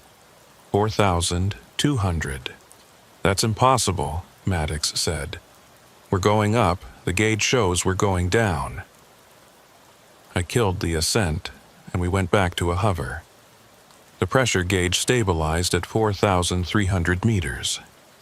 We had risen 50 meters by our instruments, but somehow ended up 300 meters deeper. The fog outside grew thicker. Our lights now penetrated less than a meter, showing only that murky, suspended material that shouldn't exist at this depth, shouldn't exist anywhere in the ocean. Then we heard the sound. It came through the hull, transmitted by the water or the pressure or something else entirely. A low-frequency hum, barely at the edge of hearing, but felt more than heard. It vibrated through the titanium sphere, through our seats, through our bones. Maddox was checking the acoustic sensors. "That's not mechanical. That's not geological. I don't know what that is." The hum had a rhythm to it, a pattern that repeated every 30 seconds. It would rise in pitch slightly, hold for a moment, then drop back down.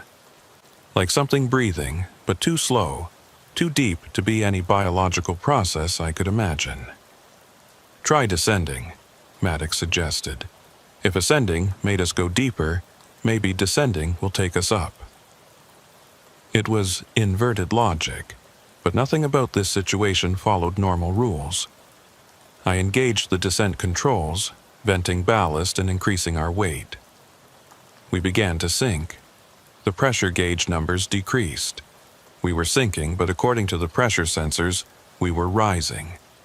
4,200 meters, 4,100, going down to go up, violating every physical law that governed how submersibles operated. "Keep going," Maddox said.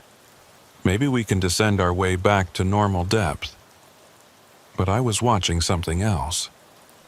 Through the viewport, in that thick fog, shapes were becoming visible.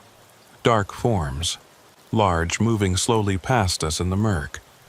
They were indistinct, just shadows in the suspended material, but they had presence. They had weight. One of them passed close enough that I could see details. It was wrong.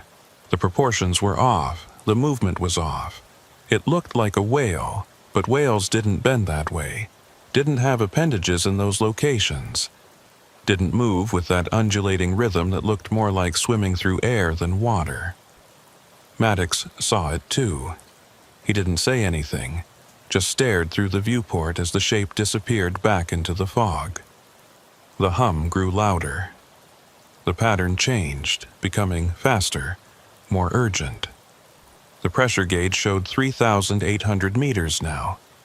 We were still descending, still somehow rising according to the sensors, but the fog wasn't thinning. If anything, it was getting thicker. Then the submersible lurched sideways, not violently, but firmly, like something large had pushed against us. I checked our attitude indicators. We were tilting, rotating slowly to starboard. I engaged the thrusters to stabilize us, but the rotation continued. "Something's touching us," Maddox said. "Something's on the hull." I could hear it now, a sliding sound, like something dragging across the titanium exterior. It moved from the forward hemisphere back toward the thrusters, a slow, deliberate movement. The external cameras showed nothing but fog. Whatever was touching us was invisible to our visual sensors. The pressure gauge hit 3,000 meters. We had descended 700 meters to reach normal depth. The fog began to thin, the suspended material dispersing enough that our lights could penetrate further. And I saw what was around us. Structures. Massive, geometric forms rising from below, extending up into the fog above. They were dark, corroded, covered in marine growth, but clearly artificial. Towers, maybe, or pillars. Too regular to be natural, too ancient to be recent construction. They stretched in all directions, a forest of vertical columns that disappeared into the fog above and below. We were drifting between them, our submersible tiny compared to their scale. "Where are we?" Maddox whispered. I had no answer. The charts showed nothing like this. The seamount we were supposed to be surveying was a natural geological feature, not a field of artificial structures. The sliding sound on our hull stopped. The rotation slowed and stopped. We drifted in neutral buoyancy between those massive columns, surrounded by architecture that shouldn't exist at any depth in the ocean. The hum changed again. It became higher pitched, almost like a whistle, still maintaining that 30-second rhythm. And from somewhere in the fog, light appeared. Not bright, not like our floods, but a dim, bioluminescent glow. Blue-green, pulsing slowly, coming from multiple sources distributed throughout the structure field. The lights illuminated the columns, showing details we hadn't seen before. Carvings, maybe.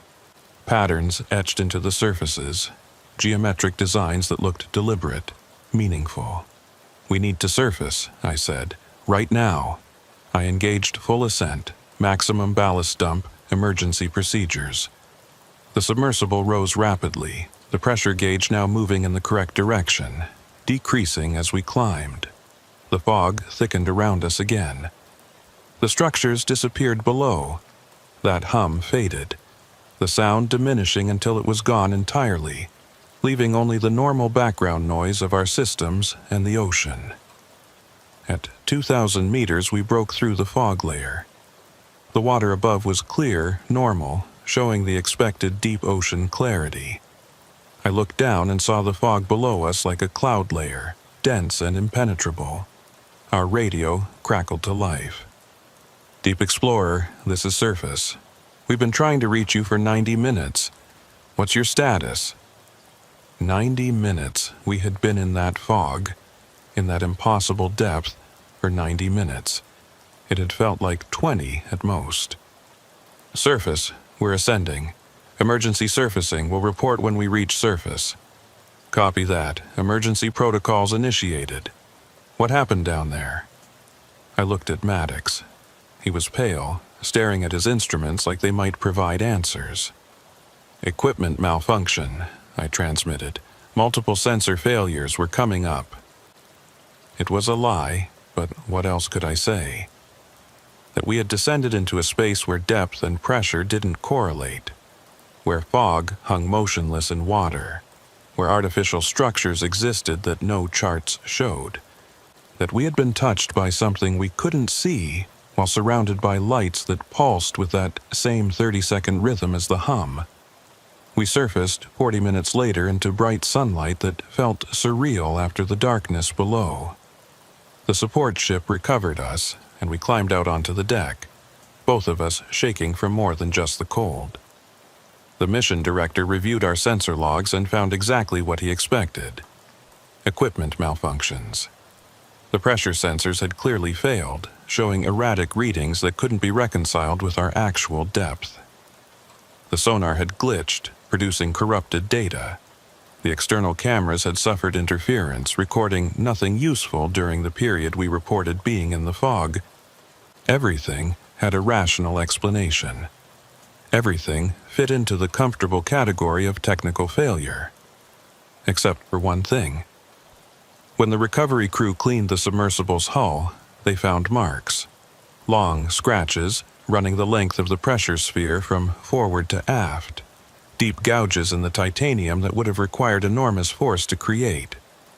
The scratches were analyzed. They showed displacement consistent with something being dragged across the metal under tremendous pressure.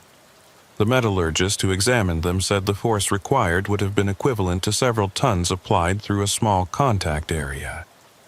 Nothing biological could generate that force. Nothing mechanical either, unless it was specifically designed for deep ocean salvage operations. And the scratches had a pattern. They were evenly spaced, parallel, running in groups of 5, like fingers. Like something had gripped our hull and dragged itself along our surface while we drifted through that fog. I refused subsequent missions to that location. So did Maddox. The seamount survey was completed by another team using remote vehicles which reported normal conditions and no anomalies. The structures we had seen weren't there when they looked. The fog layer didn't appear on their sensors. But I know what we experienced. I know that somewhere at 3,000 meters depth, accessible only by descending incorrectly, by sinking in a way that takes you deeper while the pressure decreases, there's a place that exists adjacent to normal ocean. A place filled with fog and structures and lights that pulse with a rhythm that sounds like breathing. And I know that something lives there, something large enough to push a submersible sideways, strong enough to leave gouges in titanium. Something that touched us while remaining invisible, that examined our hull while we drifted helpless between those ancient columns. I think about those scratches sometimes, about the pattern of them. 5 parallel lines, like fingers gripping and sliding. I think about what kind of hand would leave marks like that, what kind of arm would be strong enough to score titanium. And I think about that hum, that 30-second rhythm that we felt through the hull. I think about how it sounded like breathing, but too slow, too deep. I think about what breathes that slowly, what breathes underwater, what lives in fog at the wrong depth, in a space that our instruments can't properly measure, in a place that appears and disappears depending on how you descend. The Seamount survey data is in the archives now, marked complete. The official report shows nothing unusual, nothing that couldn't be explained by equipment failure and pilot error.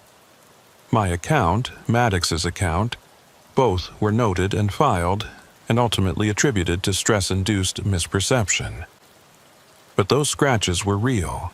The metallurgy reports prove it. Something touched our hull with enough force to scar titanium. Something was there in that fog, in that impossible place.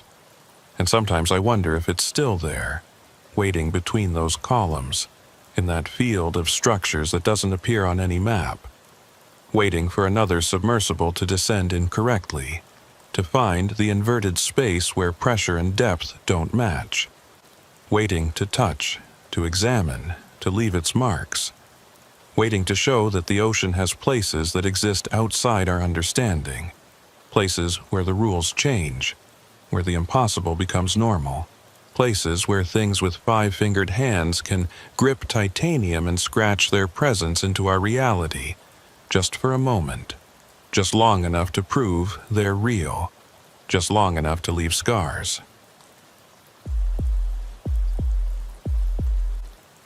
I saw our submersible in the distance before I understood what I was looking at. A light in the darkness, maybe 300 meters away, moving parallel to our course. At first, I thought it was another research team, though we were supposed to be the only vessel working this section of the Mid-Atlantic Ridge. Then I noticed the light pattern was wrong. The configuration, the spacing, the intensity. It matched our external floods exactly. My name is Caspian Vale, and I was leading a survey expedition mapping hydrothermal vent systems along a previously unexplored section of ridge. We were at 3,200 meters depth, navigating through a landscape of volcanic rock and mineral deposits, our submersible moving slowly while our instruments recorded everything. "Are you seeing that light?" I asked Delia Roth, our systems engineer sitting in the observation seat behind me. She leaned forward to look through the viewport. "Yeah, another dive team?" "That's what I thought. But look at the pattern." She was silent for a moment, studying the distant lights. "That's the same configuration as ours, same spacing, same spectrum. That's odd." Odd was an understatement. Our light array was custom designed, a specific arrangement optimized for our camera systems and working depth. The chances of another team having an identical setup were effectively zero. "Try the radio," Delia suggested. "See if they respond." I switched to the standard frequency for inter-vessel communication. "Unidentified submersible. This is research vessel Abyssal, surveying the MR thermal vent field. Please identify yourself." The response came back immediately, clear and strong. "Unidentified submersible. This is research vessel Abyssal, surveying the MAR thermal vent field. Please identify yourself." My own voice, my exact words, with my exact inflection, transmitted back to me with no delay. Delia heard it too. "That's you. That's your voice." "I know." I tried again. "This is Caspian Vale piloting the Abyssal. Please respond." "This is Caspian Vale piloting the Abyssal. Please respond." Perfect echo. Zero latency. Like the transmission was being sent back to us instantaneously, which wasn't possible. Radio waves traveled at the speed of light, and even that created a brief delay over 300 meters. I changed our course, turning toward the distant lights. They turned too, maintaining the same relative position. When I stopped, they stopped. When I moved forward, they moved forward. "It's mirroring us," Delia said. "Every movement, perfectly synchronized." But mirrors didn't work at 300 meters distance in pitch-black water. Mirrors didn't transmit radio signals. Whatever we were seeing, it wasn't a reflection in any conventional sense. Royce Harlan called from the surface ship. Abyssal, we're showing 2 returns on our tracking system. 2 submersibles at the same depth, separated by approximately 300 meters. Please confirm your status. We see another submersible, I transmitted. Or something that looks like one. Same light pattern as ours, mirroring our movements. There was a pause before Royce responded. Abyssal, you're the only dive we have authorized in this area. The second return must be a sonar artifact or bottom bounce. We're seeing it visually, Royce. Lights in the water matching our configuration. Another pause, longer this time. Stand by. Delia was recording video of the distant lights. This is clear. This is definitely another light source, not a reflection or artifact. And look, when we move, it responds instantaneously. Not after a delay, instantaneously. She was right. There was no lag between our movement and the mirror's movement.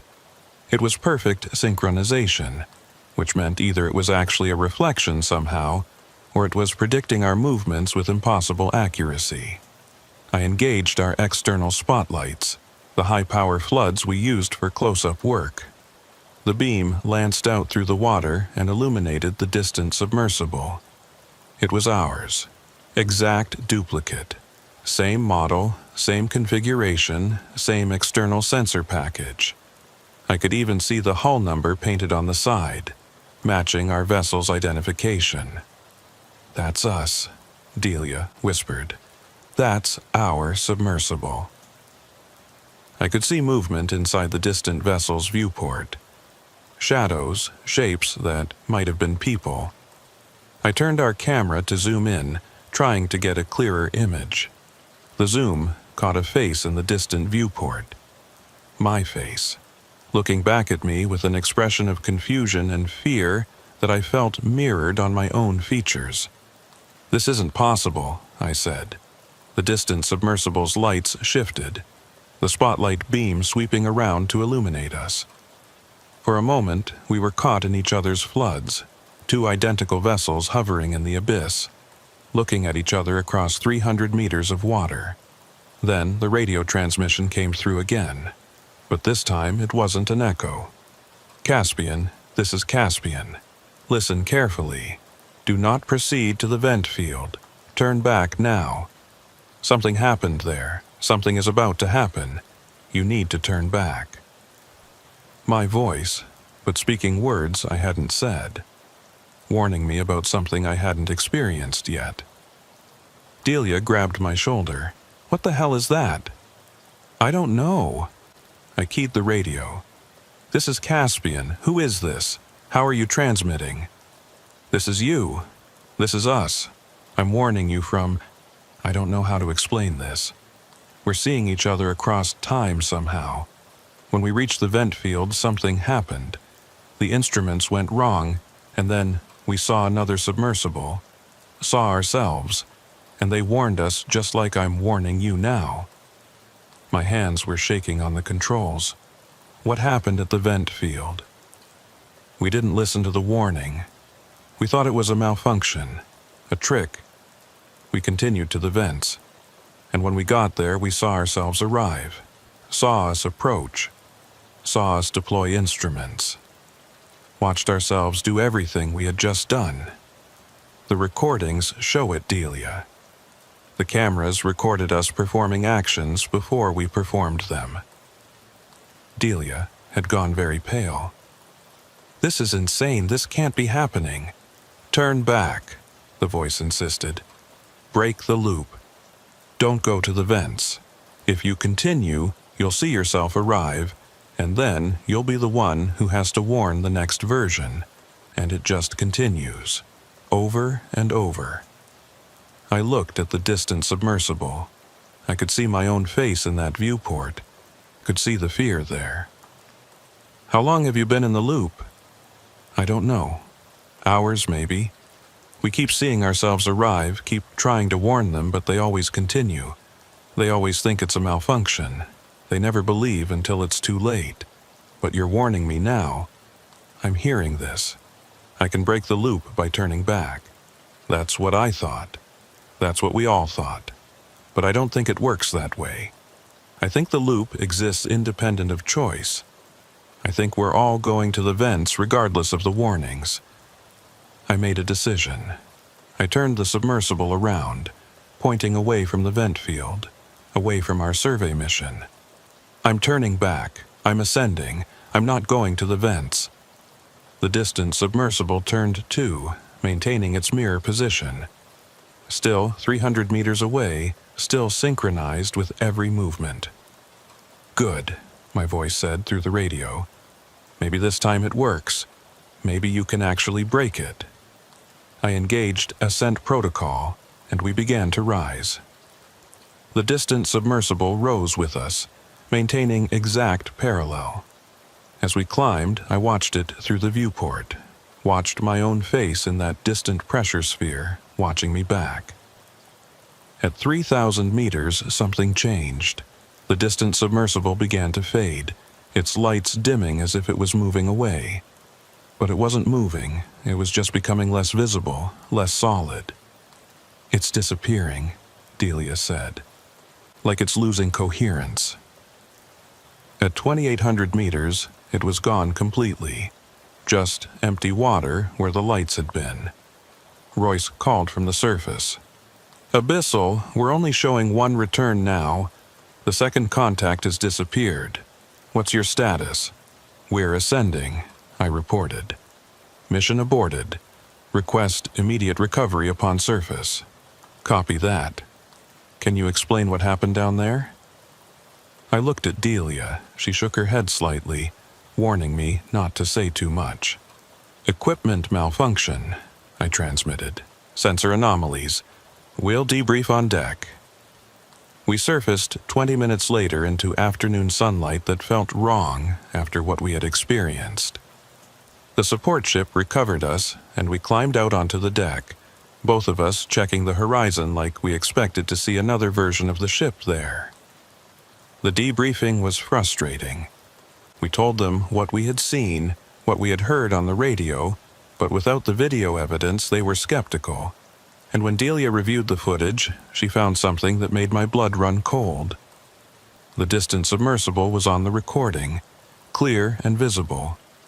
But when she checked the audio, the radio transmissions weren't there.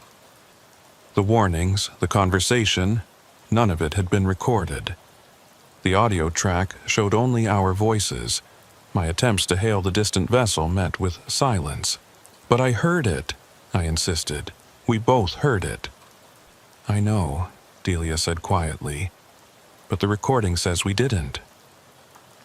She kept reviewing the footage, going through every second of the encounter.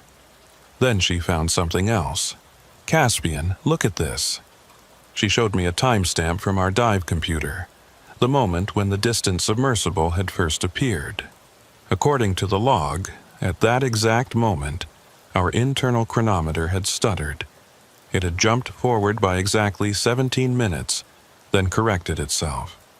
17 minutes, Delia said. That's not a glitch. That's too specific. What if those 17 minutes actually passed, but we don't remember them? What if we continued to the vent field, saw ourselves arrive, warned ourselves, and then looped back to the point where we first saw the distant lights? That's impossible.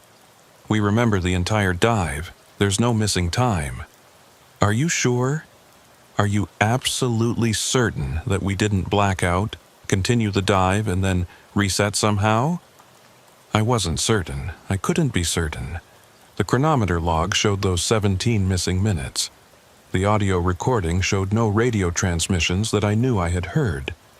The memory felt continuous, but memories could be false, could be constructed, could be manufactured to fill gaps. The mission director reviewed everything and made the decision to send down a remote vehicle to complete the survey. Unmanned, it couldn't experience whatever temporal anomaly might exist at the vent field. It would simply record data and retrieve samples without any subjective experience that could be distorted. The ROV descended to the vent field and deployed its instruments. Its cameras showed the hydrothermal vents, the mineral deposits, the exotic ecosystems that thrived in that toxic environment. Everything normal, everything as expected. And in the background of one image, barely visible in the murky water, was a light. A distant glow that matched the configuration of our submersible's external floods. The ROV operators didn't notice it in real time. It was only when analysts reviewed the footage later that they spotted it. A light source in the distance, appearing for exactly 17 seconds in the recording before fading away. I saw the image in the mission report, saw that distant glow, saw the familiar pattern, and I noticed something else. The timestamp on the image was wrong.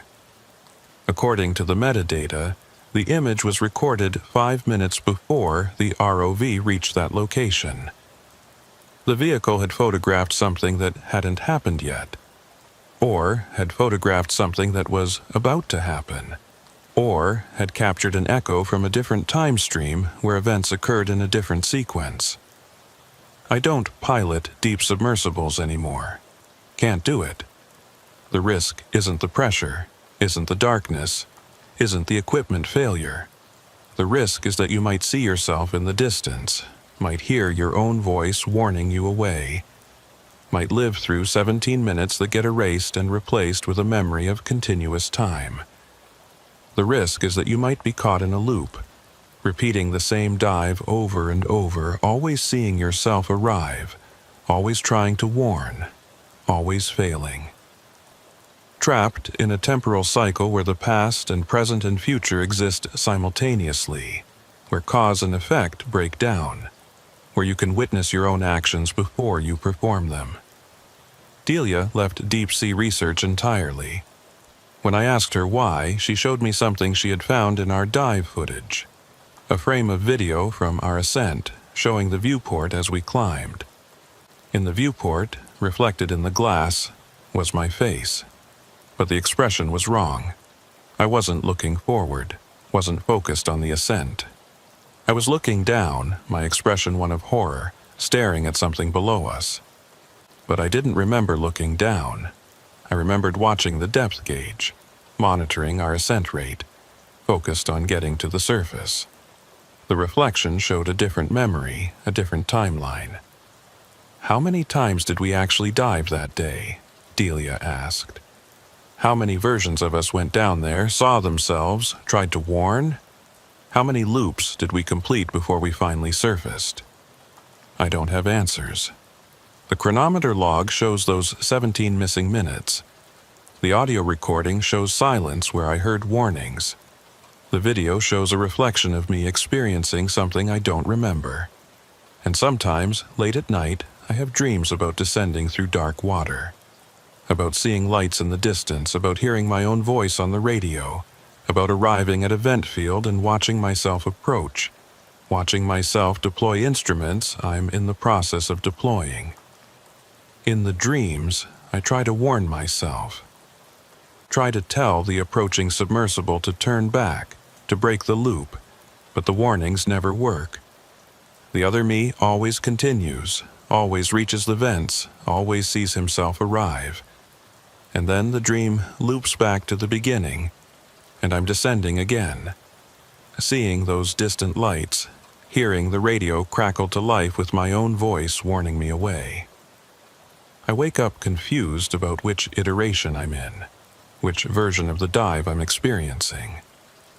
I check my watch, check the date, try to confirm that I'm in linear time, that I'm not trapped in some endless cycle of descent and warning and loop. But how would I know? If the loop erases memory, if it replaces missing time with false continuity, how would I ever detect that I'm trapped in it? Maybe I am. Maybe we all are. Maybe every dive into the deep ocean is a loop, every descent a repetition, every warning a message from ourselves we fail to heed.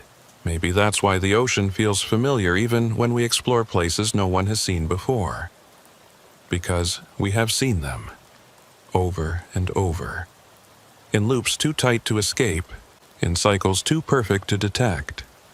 Maybe that's why the abyss stares back, because we're the ones doing the staring.